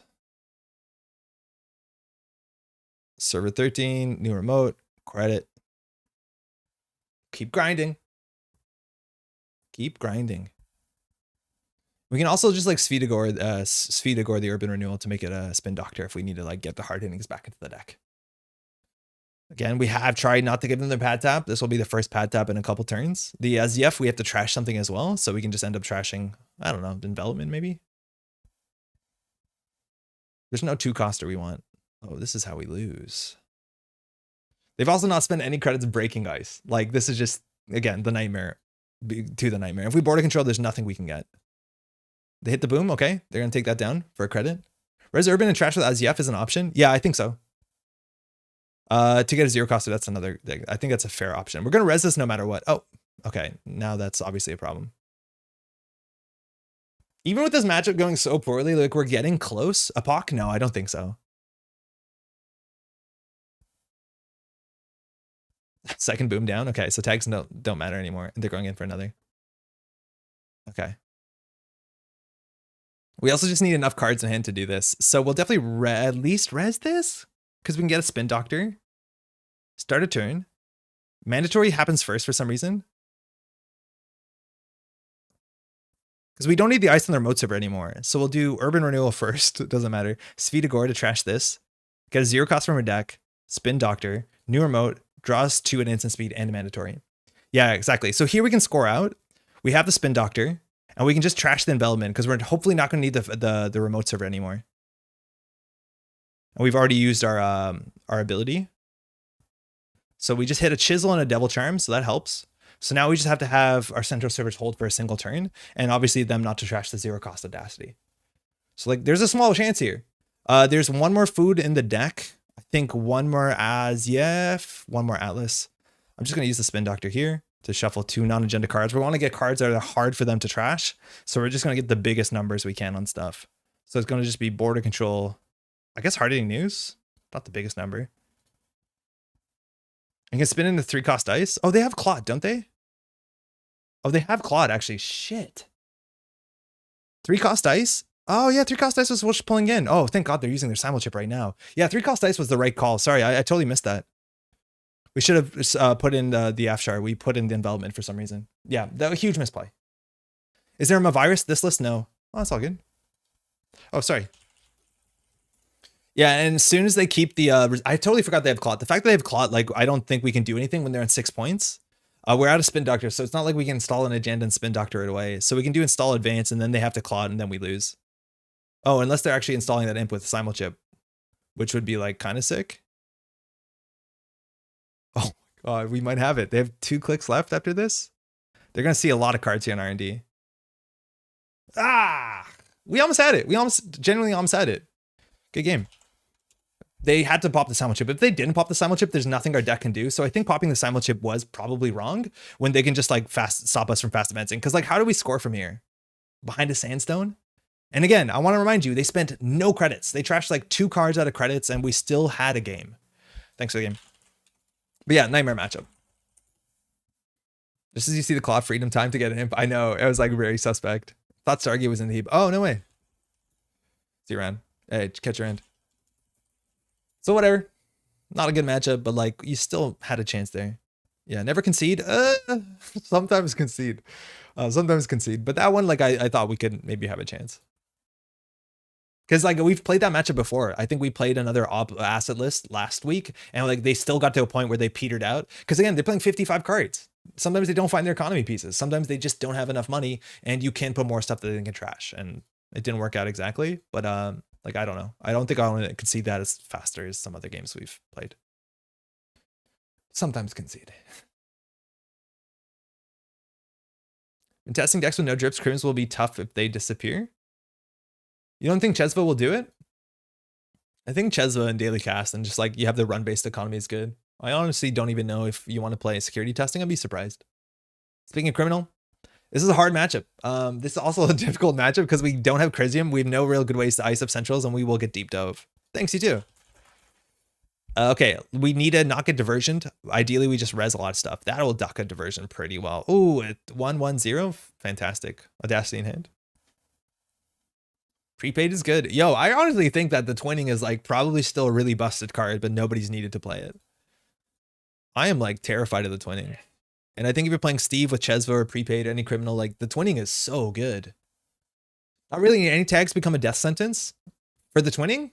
Technically, yeah. You can still play like a no free lunch, but like tags are a problem anyways if you're playing criminal, right? Like you play resources. Best defense. Sable mark on HQ. We can zoom in a bit, at least for this minute. Deeply dove and deep dive. Deeply dove. I like deeply dove. Virtuoso is so good. No one's playing Virtuoso. I'm still convinced no one's going to play it into the next competitive season, but between you and I, it's a really great card. The 22 Cannats and it did work. Parallel, what was your deck like? I didn't see your list. Also, how was Cannats as an experience? There's the Chesva.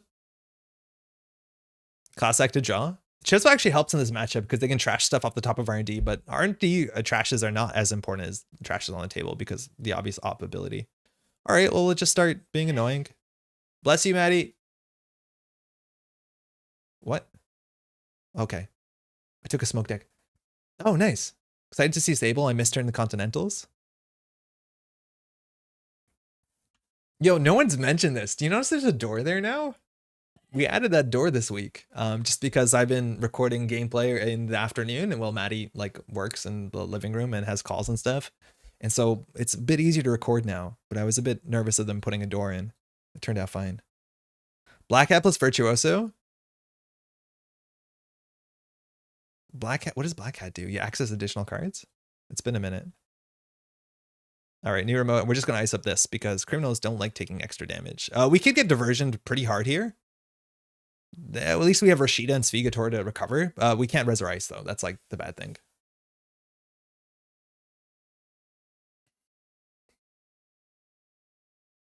HQ, it's the mark. 1 and 3 here to be not great for us. Thought they found it. That's fine. That is our we had Audacity set up Aziev if the Urban goes through. And this is also like where you can do like Boomerang or Inside Job. So single ice against criminal is like a bit dodgy. At least it does something. And if we border control away a Boomerang, like we feel okay. Especially because we can get another 3-coster. Amakua, oh, that's not good. You didn't see a lot of this at Continentals. Seems okay. Clicking for credit though, and this is exactly where like economic warfare hard-hitting news can really get them. We have a Rashid on the table to mass draw. Turtle at 1, border control. Sandstone is high strength. Okay, good. We still have a huge game here ahead of us. We need to draw hard-hitting news right now. Let's go. No! Oh, that's bad! Oh, that's so bad. Okay, Sandstone has to go on HQ here. I think we figured that part out. We can always get rid of some of these agendas, mind you. We have Spin Doctor, so we can draw once for hard-hitting. Well, when at least we have an SZF set up for next turn. So here it's either we ice HQ or we ice server 1. Because server 1's like a bit dodgy. The problem is like border control becomes an Afshar because we have the Sandstone in hand. So we actually can't keep out the Amaku on 1 strength. Did hard-hitting news mean 3 agendas? We don't even have that many agendas in this list. We're on like 9 agendas and we have 4 of them in the top like 10 cards. 5 of them in the top 10 cards. This is cursed. I think we want to throw out 2 of them. We want to throw out the foods, I believe. So that means we do credit. I think we just draw and then ice up HQ. And hope that this goes through, but I don't think it does. I'm wondering if they're going to like respect Stavka, which would be kind of nice. 10 points in hand, pro anti-deep dive strat. Yeah, I know. And then they jailbreak HQ. Let's see where their mark goes. It's been HQ twice. It's HQ thrice. It's broken. It says HQ on it all the time. RNG isn't working properly. GitHub error report. Maybe just Audacity here. All gas. I love HQ apparently. Yeah, tell me about it. Come on down. Yeah, I think Ice Remote go for the Audacity kill actually might be correct. Especially because we could discard cards. I think this is wrong. I think the Audacity kill is right. Hold on. Oh, but we saw their mark, so we can't fix that, obviously. But I do think you were right that it actually would have been better to double ice this, and we still discard a couple agendas. Obviously, the big punish there is the HQ mark. Oh, wow, they used the stone chip immediately. Yeah, that was really fast. I didn't see that. The guy went down and went out so fast. And that rip actually is not playing around Urban Renewal. Yeah, they used it. I didn't see that hit the table. It just disappeared. But like that's the card here. So I think they're banking on Boomerang or Amakua getting through it. And Amakua getting through it is correct. I think at 2 strength, there's no 3-coster that you're saying that stops here besides a magnet. Yeah, if they left it on the table, I wouldn't say just lose, but yeah, just lose. If they just kept this around to not take 4 meat damage and then 2 more from hand. But like if they don't deal with this, they just lose. I do think we'd be so surprised if they don't run this. But if they run a last click, they're in a bad spot. So they have to run exactly this click right now. Wait 6 seconds for stream delay. I'm kidding. But yeah, if they have to run it here. Because otherwise we border control and that's it. Because that's, again, the issue is the Afshars are only other 3-coster and it's weak to Amakua. I know the casters, we were looking at this list and thought that this was a really bad matchup into like double or even obviously triple, but double bones. Shit. And I think that is true. I honestly don't know if we pop the border control here. Oh, we do, because then they don't have enough money to trash it. I think we win. Get out of there, Afshar. Come on back. Come on. Come. Stone chip? Yeah, money. Yeah, money is important. Come.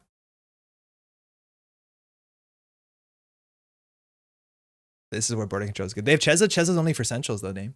They can't use them here. We did shuffle R&D. Did they see the top of R&D? I think they did.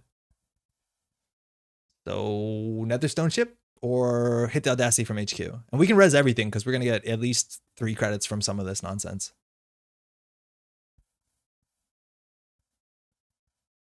R&D, top of R&D. It looks like we might have a win here unless they are floating a steel skin scarring somewhere in those 6 cards. Secret extra hand protection card. Top of R&D, we don't care. But they did use that to trash another Urban Renewal. They used their Chesva credits. Amakua too. They have to discard a card, which will be the last meaningful action they take this game. I'm not going to res the Svyatogor. We're just going to hit that mandatory draw button. We're not going to do that. We're okay. Well, sure. You asked twice. I felt rude to not. They have 1 card in hand. They lost the diversion. They had a miss bones, a unity and a mutual favor. And then we just put this in the server. We hit it up once with the advance. And then we play the singleton Audacity of which we are skilled to have in our hand. And then we go ahead and score that out. Trash something. Well, Rashida showed up a bit late. A good game. That's mean. Again, if they ran a click earlier, I think they were short a couple credits there. But yeah, the border control interactions very meaningful. They were just short a couple credits because to go through this, it cost them at least 2 credits and they need 3 more to trash. Yeah, that comes out of nowhere. I do think the double ice on the remote server was probably the safer bet because it plays around the border control heavily and we could have res most stuff there. But again, this is what this sort of deck does. It has 3 lines. They stepped out of line. If we draw into a hard-hitting news, which we're cursed, we could have got them. If we drew into more assets, we'd spam on the table. They can't deal with all of them. We would have got them. If they left the stone ship, we wouldn't have to kill. Yes, I think that was the biggest thing. I thought they would keep the stone ship. I thought you'd have kept the stone ship. That beats this for sure. Yeah, I think that's a huge call, Cat. Like they popped that stone ship, I think ideally to get into their remote server, but if they just kept those on the table, they can just draw 2. I just don't know if a lot of people respect the SEF because it's kind of a surprise. Yeah, yeah. You draw after the urban renewal, but for the SEF. Yeah, they could not pop the log. Don't know. Log room? What is this card actually called now? I misplayed then. It's a learning. If you drew something nice to deal with the urban, you're feeling good. But you love to keep that card on the table for safety. Text against boom 2. Yeah, such a powerful card. My hungry cat just barfed up all the grass he ate at lunch. Oh no, was it like approved grass or was it like rogue grass? I feel okay. I sorry. No, don't beat yourself up.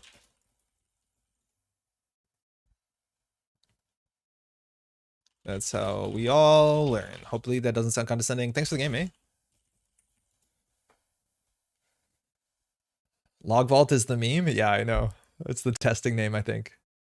At least according to you, Sengrin. It's really funny. I didn't even realize, I think he called it Log Vault in the last video. I don't think that registered to me.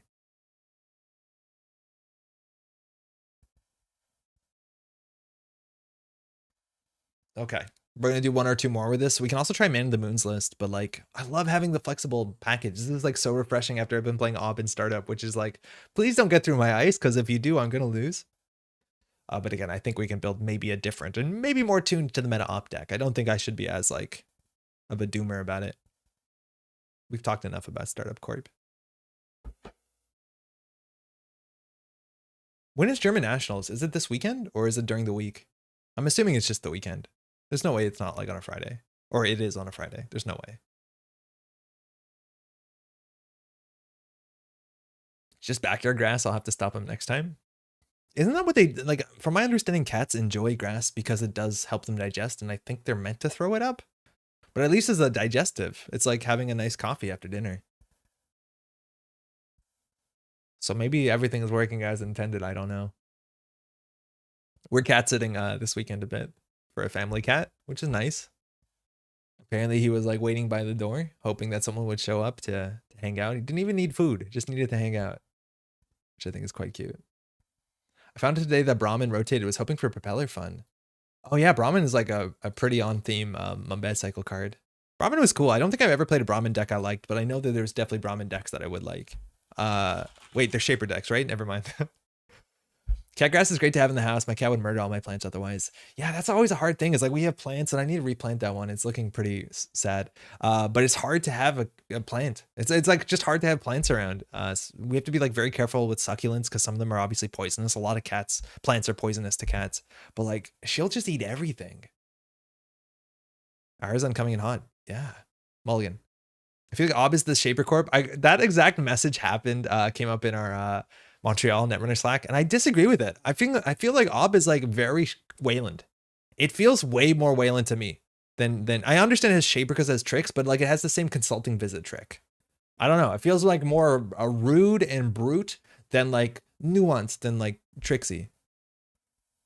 I wanted an asset. Give me an asset. I guess that's an asset. All right. The issue is Hoshiko generally wants to run centrals on turn 1 to get a flip. Maybe she'll check the remote servers. Trash something to find something, SMC, but no, it's not. It's not exactly SMC. I think you run HQ there after you spin doctor. A lot of times we'll start with an agenda and probably draw into likely another agenda. So I think the chance of having 2 agendas in HQ after a mulligan into spin doctor is relatively high. Apparently R&D is still good, but I think Dirty Laundry HQ is like pretty reasonable. Tutoring is definitely the part of the Wayland color pie, yeah. Yeah, it always has been. I don't know. It feels different to me. I can't explain exactly why. Opera reminds me of Blue Sun. Yeah, that is the thing too. It's like has that Blue Sun type ability, which you're really excited about. All right, they have 14 credits on turn 1, no big deal. They have a link. They'll lose a credit at the start of their turn. So like we're a bit far away from this. Our hand is still kind of ass. Do we just like drudge work these cards away? This trashes itself when it's done. I honestly think we might consider it. We could draw once. Okay, I'm just gonna go ahead and do this. Yeah, they're all in R&D. Go get them. This is probably not the play.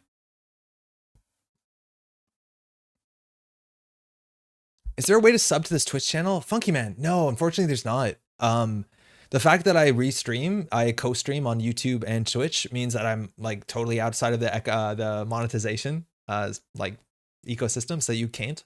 But we did just start a Patreon channel. It's patreon.com/Métropole Grid. If you want to support the channel, there's ways to do that there. It's obviously greatly appreciated. The fact that people ask to like subscribe or stuff like that is absolutely buck wild. Oh no, he didn't. Someone told me this card should get more play. I've heard good stuff. Gotcha, hit on the Patreon. Want to support the content. Yo, Funky Man, I really appreciate it. That's so cool to hear. The support so far. Patreon's been a week old and the support has been absolutely astounding. I appreciate being on YouTube though. Yeah, Wilson. Hey, how's it going? There's no way that I'm not going to stream onto YouTube. Yeah, I don't know. It's unfortunate. I think Twitch is getting a bit more lenient and I'd love to be able to like make emotes and stuff like that. But yeah, no, at the cost of YouTube, forget it. All right, at least if they're running a lot, they have a decoder. We have access to some sort of kill combo here. Let's draw once. We want to get something in remote server. That is what we want. So now they are going to have to get a mark. They don't clicklessly run the mark, but if they run HQ, they can access a second card. Oh, value HQ interface. If it's not obvious, I'm actually like on board with Virtuoso. It's just the HQ mark is like generally the worst of the three. Andre loves his YouTubers and hates Twitch. And I hate Twitch. Oh, yeah, that's probably more accurate. All right. Steelskin Scarring shuffled back in, daily cast. So they do have that protection against the Urban Renewal coming. Black Orchestra and Trickster Taka removed from the game. They already have one Black Orchestra, excuse me, that was disgusting. Economic Warfare from HQ, Spin Doctor. That might not go down after they saw the Economic Warfare, especially with the Spin Doctor on the table. There you go. Thank you, Thanos, for the link. And there's a Rizeki. We can drop him down to 7 credits with the link. Not great. So let's just start doing our thing. Urban Renewal. Oh, Cookie Monster. That's a big post. Let me read it after I finish my turn, because it seems to be about startup, and I'm into that conversation right now. I don't know if we value boom, or not value boom, sorry. I don't know if we value economic warfare to drop them down. I think sometimes that is correct. I honestly think it's probably fine, because then I think we can just do it for value. We can either credit, because we're doing 2 installs, so we'll do it for last click. I guess we can just draw, because we could get something better than the value economic. Yeah, I think this is fine.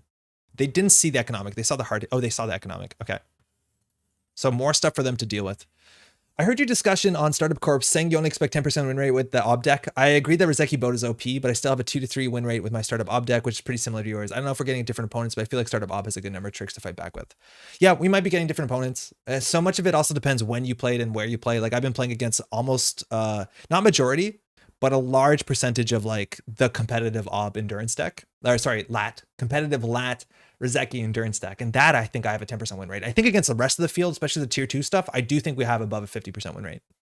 I just think the difference is so high between the two extremes. Value boom is an interesting idea. It actually has happened before. You've seen it if you've been watching some competitive play. That's an Urban Renewal down for 3. Keep spending your money, my friend. R&D got an HQ breach. I totally missed it. They access the Spin Doctor again. Okay. This is actually worth trashing a lot of the times. That could be true. I faced plenty of other shapers, let alone Crim and Anarch. Yeah. Order here is not that important. Maryland actually becomes a 1-coster, which we can get a wall-to-wall again. None of these cards give us a start. I think we'll do another Urban, right? None of these cards get their started turn trigger, which is good that that's working properly. Okay, I think we're going to do Economic Warfare, Rashida, Credit. Because again, this is the turn where they need to go for this. So this is the turn where getting the credit differential actually matters. The issue though is if they just tank the 4 damage here, it doesn't actually do much. I have a pretty decent win rate with a prob deck using Urtica and Vlad City Grid, but I only think because runners don't respect it. Yo, Urtica is like one of those quintessential cards where like it totally, if there's any powerful runner thing, it can still win. And I've died to Urtica a fair bit, and now I respect it everywhere. It's a consume. It's an economy card based on trashing stuff. It's another 5 influence card on top of their 4 influence console. And after this, they're going to get a HQ access. This is good value. They get so many more accesses here. Hardy News, unseen from R&D, still haven't charged the consume. This deck would love having Tour Guide. Yeah, any acid deck, huh? But most definitely. I come back from League of Legends to see Andre playing Rich Chico Jank. Oh, against, yes. Overclock on the remote server. Let's give them the development. Again, this is really awkward. They have 9 credits and they need 3 to trash this. They have the paperclip though. So they have to break the last subroutine. And at that point, they're pretty wide open to hard-hitting news. Being only able to purchase the cards from Nisei, I'm looking forward to the rest of the old Netrunner cards cycling out, so I feel it could take part of the full community. No one makes deck lists with only the Nisei cards. Wilson, a lot of people do. There's a ton of startup deck lists, including what we do on this channel. You know, on Netrunner DB, you can filter from startup. There's a ton of startup decks. On top of that, of course, you can always proxy, and there's community versions of the cards you can get professionally printed the same places you do for Nisei. So I'm not exactly sure what you mean by that. But I do agree. I think the fact that rotation is going to make standard more Nisei cards over time is going to be the best thing to bring people in. It's just going to take years. Okay. They consumed. They got 3 credits. So we can economic warfare them. Not that we have one. Do we want a Rashida on this table? I don't think we actually do. I think here we just do economic warfare. We could Rashida to ice for HQ actually, which would be relevant because we have the boom in hand. Yeah, okay, we will Rashida. Also, economic doesn't matter. We'll do Rashida manually. Yeah, that's good enough. That's good enough. So we'll do, and actually, because funny enough, now we want the Virtuoso to land on HQ so they can't get like a cheeky access. Because if they trash the boom, we're in kind of a problem.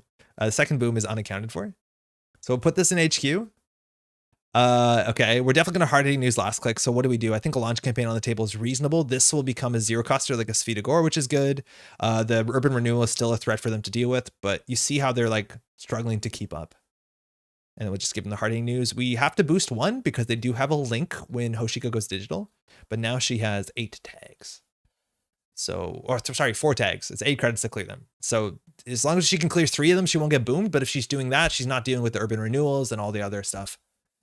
I'm interested in a Nisei only format once startup rotates out ashes. I like complexity, not just boom and friends. I honestly think boom, like the stuff that you're playing with in the startup format, a lot of times is meaner than boom and friends. I do think some of the startup cards are like way less fair than boom. I think this deck might not convince you otherwise, but startup is a Nisei only format. I think I'm confused because Wilson said the same thing. Archives. Okay, so this is the HQ run. So it looks like they're going to try and trash the boom. Hard-hitting news. What ID is this corp? This is Op Potato. It's the new Wayland. It's such a fun, interesting ability. It says when you trash a card outside of installation once per turn, you can go install and res a card from your deck for free that has the cost 1 fewer than the card that was trashed. It's so cool. Ob. It's pronounced Op, but it's just Ob. Obi. And it looks like we have it there. It's the launch campaign. They can't even trash that. They don't need to. And we'll just give them the 7 tags or the 7 meat. Boom. All right. GG. And again, same sort of thing where they just run everything. You have a way to deal with them. You had the Virtuoso. The Virtuoso almost did get the boom a couple times too. Got lucky there. But yeah, they were playing a bit of a silly deck again, or like a sillier deck. But you see the power of Virtuoso. Like, unfortunately, it didn't land up, specifically because we were able to get the agendas out of hand. But imagine that we had to hold on to agendas and we didn't have a remote to score them in, which is largely true. We could, this actually would add up. This is mostly just the Imp Shiko Limes list, since I really want HQ access at any cost. I haven't seen that list. So it seems to be on multiple Virtuoso and a Consume, which is like nearly all the influence, right? This is a 5 influence card. You'd assume they have a way to tutor it. We didn't see a single Imp yet. And Virtuoso is also a 4 influence card. The Imp Shiko Limes list is from Worlds 2020. Oh, the old Imp. Wasn't that it was Hoshiko, right? It wasn't Freedom. It was the no liberated accounts deck. Yeah. I remember that list. Once startup rotates out Ashes, suggests that the confusion is thinking that Ashes cycle is by FFG. Stefan, you think that's what it is? No one's answered that question yet. I'm not sure what it means. But yeah, Ashes is obviously a thing, a Nisei thing. 2 Virtuoso, 1 Consume, 2 Rizeki. Wild. Yeah, you're right. Limes was on Hoshiko, not Freedom. It's kind of neat. How's it been? But it's not. Both Uprising and Downfall are Nisei products. Yeah, Startup is this, and all of these products are the Nisei products. So System Gateways with the Builder Pack, System Update, Ashes, and Midnight Sun. This is all Nisei stuff. So Startup is entirely Nisei. The one confusion is the Magnum Opus Pack, which Nisei did a reprint of. Those are not Startup legal, even though those are some things Nisei sells. So, oh, that's the wrong thing to hide. Whoops. Bad. I only played like 3 games. Beans. Whoa, Flashy. Yeah, we've had that one in our back pocket for a while, especially when we did like a whole month of Startup. So someone else playing it against me thought I tried it out. Yeah, it's cool. I want to see it's more virtuoso. And like that's the unfortunate thing about the console most anarchs are playing right now. It's just a credit per turn console. So like Axis, huh? I just want a format with Ashes and Parhelion, which won't exist, I believe. With Ashes and Parhelion only, and not FFG. So you just want it to be Ashes and Parhelion. You can't build legal decks. There's just not enough agendas in those 2 things. Thanks for the game. I may be missing something here. But if it's just Ashes and Parhelion, you literally cannot build legal deck lists, especially for corporations. You just don't have enough agendas. Like all Nisei, which isn't what Startup will become. Oh, I see what you mean. Okay, for the future, you want a Nisei only format. Yes, I think that will come. I have no doubt that will happen. Is that one? So when Parhelion comes in, Ashes will rotate out, and then Startup becomes a smaller card pool. Okay, I do think that there's going to be a huge want for a format that is all of the Nisei cards, because there's going to be a lot of people that got in. I 100% understand what you mean now. I'm pretty sure, and I think you're right, and I think that format will exist. I don't know what the name is going to be. I also think that's going to be a struggle too, because it's going to be another thing that Nisei has to balance. That I know Nisei currently doesn't like a lot of the Ashes cards because they were the Nisei's first attempt, a different lead designer. They have a different design ethos, but I know what you mean. Yeah. So all of Borealis and Ashes and Update Gateway, all that stuff. Okay. Yeah, I see what you mean. And I do think there's going to be a clamoring for that, specifically come January when Parhelion comes out and then people are saying, wait, I can't play my Ashes cards. I bought these like 5 months ago. Like, yeah, I think that's going to be a bit ugly. All right, let's do this. Oh man. Yeah. It's only 11:30. It's later than I thought it'd be, but we have to play this thing. Where is it? Learn the alphabet Quetzal. Apparently if you can go to actions and you can go sort by name, you can sort your deck list by name. And Deer put this list together, which is a standard, yes, a standard anarch list that has a card with starts with every letter of the deck from the alphabet. So Quetzal for the Q, and then we have the other 45, but other 25 here. This is great on Jeff's stream last night. I haven't caught that one yet. We had to move Arkham Knight last night, so I'll check the bot app. We'll learn the alphabet with Quetzal. Let's go. This is such a fun idea. I love this deck idea. I know, it's great. It's a really fun idea. You know, Arizona, it oddly looks like a totally reasonable list. Like, I think this is a totally fair list. Learn the alphabet with Quetzal. Standard, Quetzal, Free Spirit. Let's go. Not choosing Paperclip for the P is a bit suspect. Wait, firstly, okay, we should look at the list a bit better. What is... actions, what's regular by type? What is our Refractor? Yusuf. Okay, I think that's why. And we're playing Paladin Poema. So I think because you have to play Yusuf, I think you could play the... Honestly, I'm hoping that's not a problem. I think that's, at a distance, one of the weakest parts of this list. We obviously have Botchless and Amakua, so we might have some options here. But clearly they needed to play Yusuf. It's one of the few Y cards on the list. And then Paladin Poema is the very obvious other P card. So I get it. Fencer Fueno, sick. But otherwise, what's our multi-axis? A single jailbreak? Wait, we have no multi-axis? Only play starting hands you can make a word with? Okay, yeah, let's do that. I don't know, the British audience probably isn't watching now, but we watched Manny and I the first episode of Only Connect today, which is like this British quiz show for like total nerds, and it's the calmest, coolest thing ever, and I feel like this is becoming slowly into an Only Connect thing. Maybe that will have a bit more resonance during the VOD. Runner streaming. Just the Fueno and the Poemo. There's not much power to the 20 in this deck. What's our console? Keiko? Oh, okay, good. We're playing Startup. Let's go. Runner, standard. Okay, good. Oh, there's twinning. That's multi-axis. I love Jinteki Shell horizontal decks, but the average asset upgrade seems less expensive to trash than other corps, so it seems easier to runners to keep up. Yeah, a lot of people don't play like asset spam in Jinteki. Hey, they play more like trap stuff. So it's not so much about the economic damage that the deck can do. There doesn't seem to be many advanceable traps yet. In Jinteki, there's tons. There's Urtica Cypher. You splash out of faction generally. You want to play Cerebral Overrider, which is also in the format. And we're playing against Op. Could be the same Op list. We're going to have a bad time because we don't have a robust economy. 220. Okay, can we make... I feel like we're going to struggle to make a word with this because we have no vowels. Much luck. Thank you, you too. Gene Splicer. Oh, I think we're talking about startup. But yeah, Gene Splicer's fun. Yeah, there's no vowels here, so we definitely cannot keep this. I don't think we would want to, even if we could come up with like potentially the ugliest word. Sugatija? Are we supposed to be making words with our hands? Yeah, Cat. You have to keep mulliganing until it's a legal Scrabble word.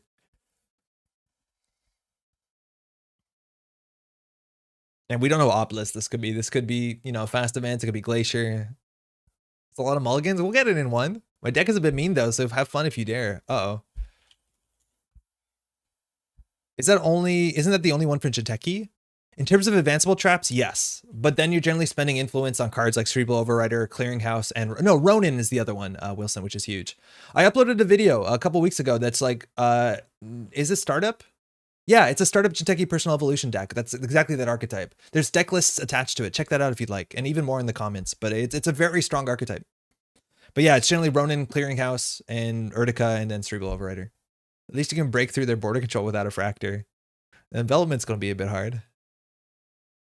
Okay, this is a word. We have a U in there. That's a winner. We have a W, though. That's not a good start. Oh, an E. There's definitely a word here. Oh, we have too many vowels. Awus. Yeah, awus. Oh, cheers. This is a really bad...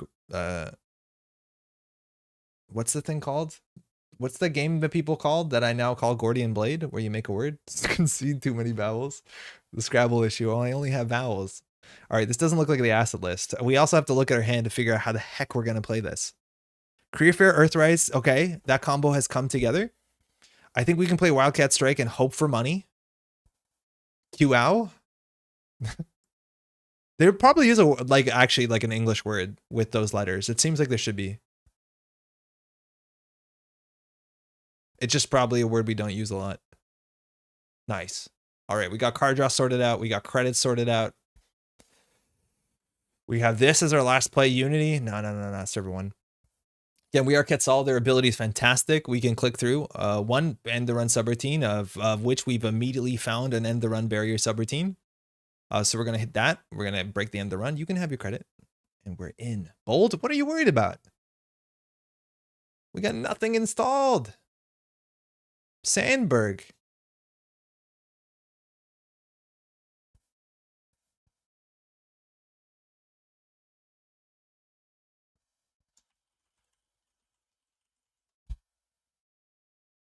Oh no. Hey, hi Netrunner players who maybe got into the game for a while. This is a card called Sandberg, and we all agreed in about 2021 there was a big meeting for most Netrunner players. We came together and we all put our hands in. We made a pact that we would not play this card anymore. Apparently nobody told Void, which is awkward. We have to be subtle about it. So we're gonna maybe tell them it's not gonna be confrontational, but maybe say oh, did you see? Okay, let me show you this footage of this cool meeting I had last year. Shit. It goes down. It's bad currently because both. Yeah, it's not very good. It's probably not good. So happy you're running Yo Deer. This list is sick. Everyone's so excited to run this thing. Let's just see what the deck looks like. I don't know, their deck. Yeah, I thought that was a Mumbad card. Oh, no one's having money. If you don't have money, your Sandberg is gonna be terrible. And then they're gonna play all simple end the run ice, right? We're gonna get hard hitting used here. Could also be European Union cow. EU cow. Yeah, dear, we got a word off the opening hand, so I think we're doing okay.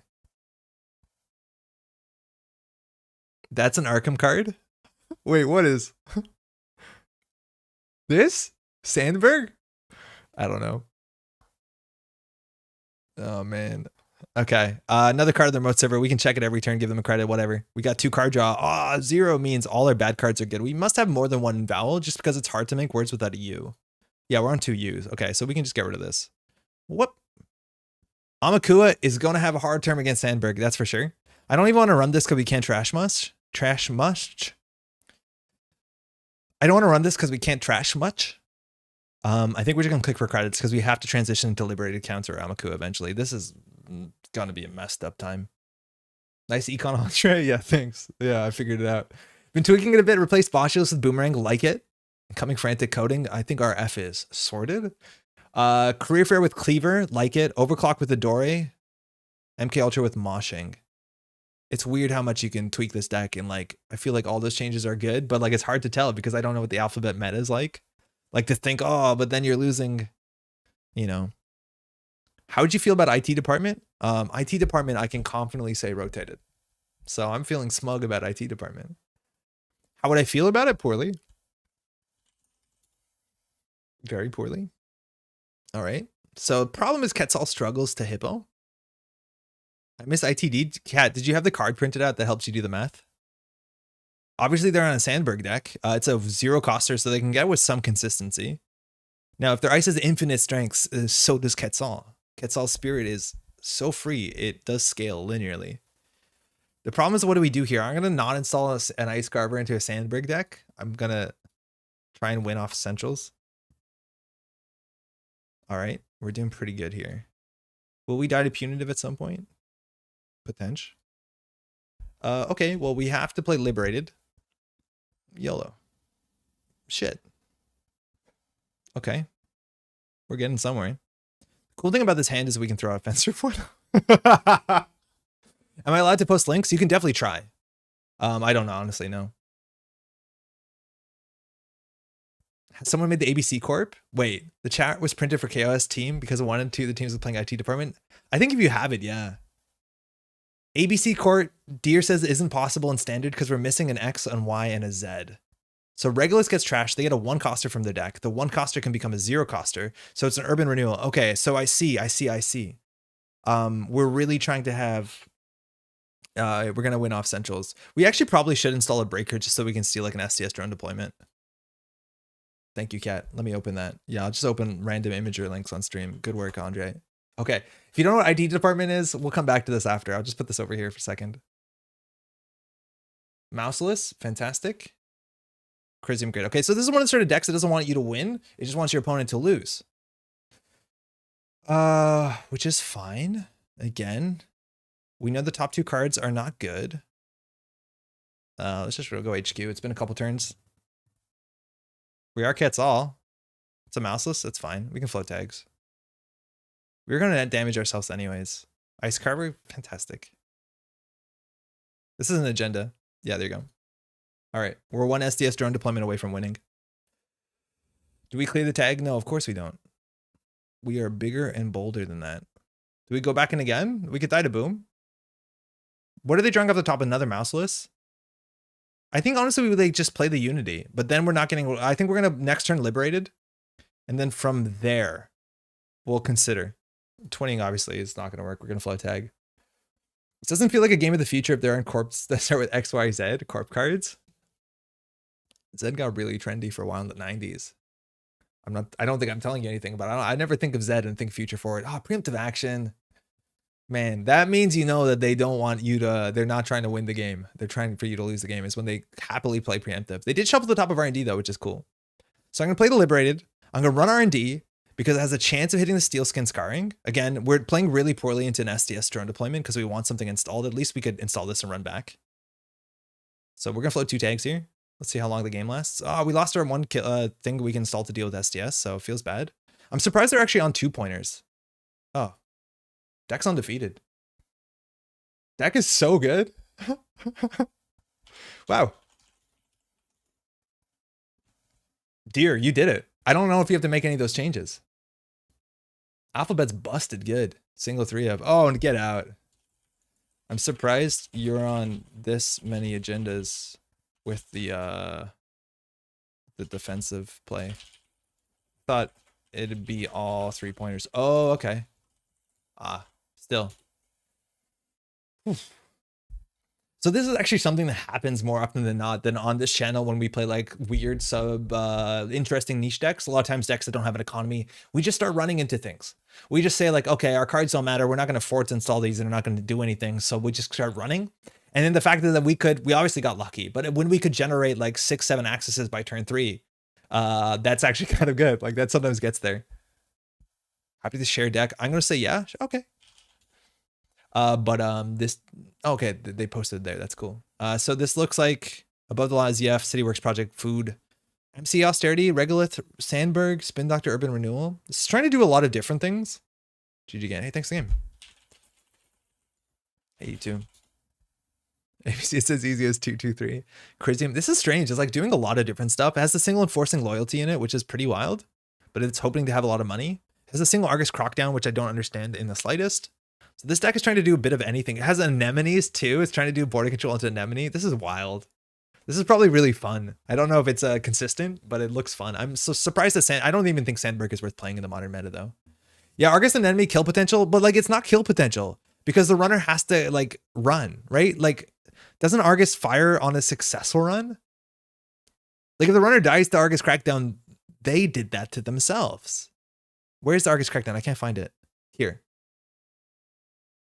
Yeah, it's when you make a successful run, right? So it's like a deterrent. I don't know. And then you still are playing a lot of 5/3, so it's really hard to use. I don't know. I'd be surprised to see it do anything. That's cool. All right, weird, wild. A virus after they commit? You can't. Oh, if you do the crackdown first and then you do the virus into anemone. Yeah, that is more reasonable. That'll work more often. Yes. Yes. If you do it the other way. Yeah. I see. I was thinking about the other way around. Speaking of Sandberg, it was always there the whole time. Or is that Sync BRE? I can't tell the two eyes. I think that's Sandberg eye. My virus can't get anemone. Oh, because it's a 3 cost into a 3 cost. You're right. Anemone is 3 cost. It's 2 cost out of Roshi. Why is the deck ABC? Jester, how's it going? It's because it has a card in it for every letter of the alphabet. If you go actions, sort by name, it becomes incredibly apparent. Deer had a goal and Deer nailed it. How do you rank feel about the different lockdown cards? Wilson, let's do that really quickly. And we have to sign out after that. How do I feel about them? Very good question. Card search. What's type? S lockdown. There's a couple of them. That didn't work. Like not even a bit. There's 5 of them. We'll do full cards, I guess. Okay, in alphabetical order. Argus Lockdown, relatively bad. It forces, firstly, it's high influence. If this was lower influence, you'd see in like Jinteki decks would be interesting. But this is basically just, it's a deterrent to run if necessary. Currently in the standard modern meta, it's actually kind of hard to kill runners. Steelskin Scarring is everywhere. Stone Chart Room is everywhere. So it doesn't really do much. The one deck that would succeed in is like Punitive to kind of loosen people up a bit. But like, I feel like if you want the consistency from this sort of ability, you're more likely to play things like Price Sack, put them in remote servers. I'm talking about standard, not startup. Even in startup, like I think this has less of a home because there's very few meat damage cards. Punitive is good enough without this is the issue. Like you would have to get more money. Hyobu Precog Manifold, better than it sees play. It's just people don't like this because it's inconsistent, but it's a very powerful effect. I do think that there's a chance that this card is underrepresented. And APD Cordon, not great. If people are playing Imp, it's pretty bad. I love this card in a Prov Devos deck. I think it actually silently totally slaps in a Prov Devos deck. Love it. Next activation command, very, very on meta right now because it stops people from dealing with boat. You did see this before Endurance came out and people just played it in like their Architects of Tomorrow or their HB decks to build like that prison sort of thing where they were also like urban renewing people or clearinghousing people in like grindy prison startup decks. It's very good. It's also the best now it's ever been. I don't run side games on principle. You're missing out. It's really fun. Sync rerouting is the last one that's also seen no play, but this ability is honestly very good. Like it just is good. 4 credits or take a tag is a meaningful decision. This is also the sort of card that seemed like it had an obvious home in like controlling the message horizontal decks that have been good since the dawn of time. Right now, controlling the message in NBN is the worst it's ever been, seemingly, but I think that deck needs to be solved to some extent. It's strange. It saw no play. It could, it probably should. And I think you can build it sort of works really well with 4-2 agendas. You can do sync, install, advance. And the problem is like in startup, you have no way to credit differential leverage in any meaningful way, but in standard, you have hard hitting news. And this is basically like an economic warfare, but you're letting the opponent not run or take a tag, which they can clear with misdirection. So it's a bit more situational than as good as it looks. In short, fair few of them are actually okay. I think Cordon's fine in Pravdivos, maybe startup only, I don't know. Fine in standard too. Next activation slaps, and I think this one's underrepresented. The other two are like pretty niche, and I think the Wayland one's by far the worst.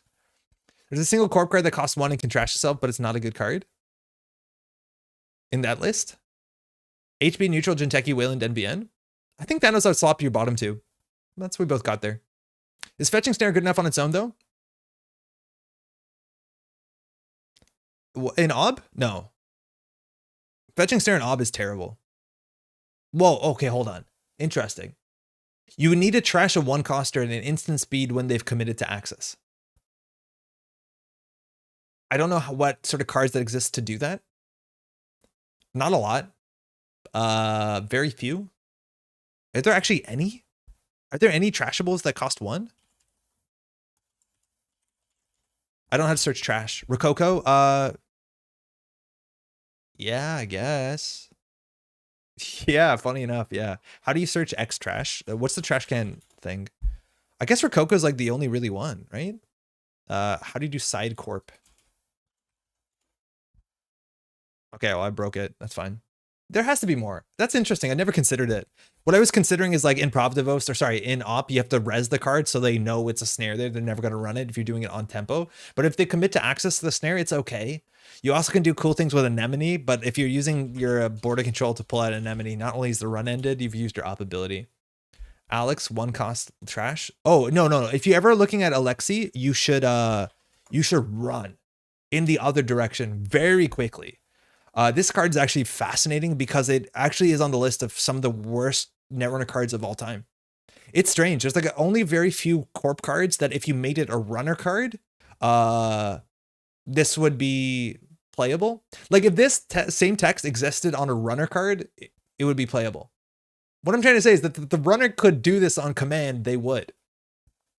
I don't think there's a lot of corp cards that look like that. This card's awful.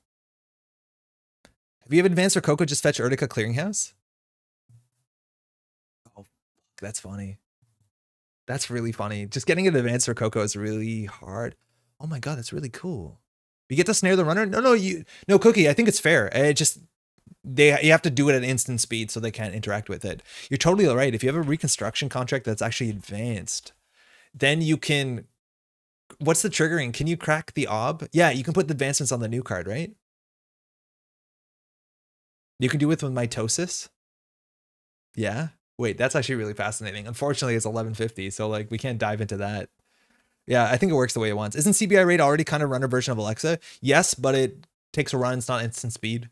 But yeah, it is. But CBI rate's also different because it puts them back on the top of the deck and it doesn't shuffle, and the corp knows the order. So that's a lot of power to the corp. This just shuffles away their hand. I don't know. This card literally makes no sense. There's no game state in which this is appropriate, let alone to be put into your deck. I don't know. This makes no sense, this card. Never did. So Argus, you can give 2 counters on Rococo. The problem is as soon as they made a successful run with the Argus Crackdown, you have no more paid ability window to interact. Right? So if like someone Argus Crackdowns and makes a successful run, your paid ability window is over, so you can't crack the Rococo anymore. So the timing on this doesn't work the way you want. Anti-Fisk tech? I guess so. Solves Agenda Flood. Fantastic. Yeah, I solved the Agenda Flood, but it's like, yeah, I have no more Agenda Flood because I don't have a hand. It's like, well, you're not wrong. Okay, I did want to shout this out because Kat was kind enough to post this, but this was a card that was also like the Sandberg of cards. Ganked gives you another window. IT department was this card that like the text on it is actually radically unintuitive. It was another one of these prison cards that if you didn't deal with it, it just like built a board state and it made the ice impossible to run because this card scales. It's not exactly exponential, but nearly exponential. The text on how this works, there had to be such a big explanation because I don't know if this was intuited like this, but this is nonsense. It says, place a power counter on the IT department for a click, and then at instant speed, use a hosted power counter to choose a rest piece of ice. That ice has +1 strength until the end of the turn for each power counter, including the one spent on IT department. So the idea is that say you had 4 power counters on it and you moved 2, each of those 2 power counters, I think, gave a +3 strength or something absolutely ridiculous. Is it quadratic scaling? But the idea is that people distributed this handy chart to bring to tournaments just so that you didn't have to do any of the math. So I used this many counters, how much bullshit strength did the ice gain? This many counters are left on IT department. So if you pulled 4 counters off and left 4 counters on it, your ice got plus 20 strength. And then you would play this in a list where the ice was like trash program, trash resource, end the run, do 4 net damage. I need that nonsense. But even like if you just power counter this thing 3 times, like, or actually technically what it is, 5 times plus 8 strength, like this is where it got nonsense, like 144 in the top right corner. This is quadratic. Okay. Yeah, this is really funny. People had this laminated even. This is great. That was like 2016, 2017. Anyways, glad that card's gone. Here I'm using Corporate Troubleshooter for beefy ice to think people use for charts for it. I actually really enjoyed Corporate Troubleshooter, the bit of it I played in startup. The problem is it's not a good meta for it now because everyone still is on boat. But if they're not on boat, Corporate Troubleshooter is quite good, especially in op where it's a very nice zero coster to get. Unfortunately, you have to reveal you got it, but it's hard to play around. That's for sure, especially if you're winning that turn.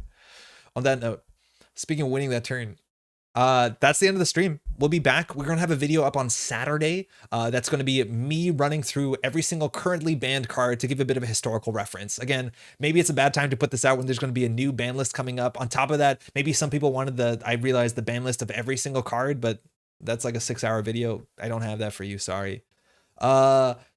That's coming out on Saturday. Stay tuned to Nisei.net because they should have a new ban list maybe as soon as this weekend, maybe as soon as tomorrow. And if you're preparing for Worlds, that obviously is important. I'm actually very excited to see if Nisei will have a ban list change for Startup because I've had problems playing Corp in Startup and I don't think it's just me.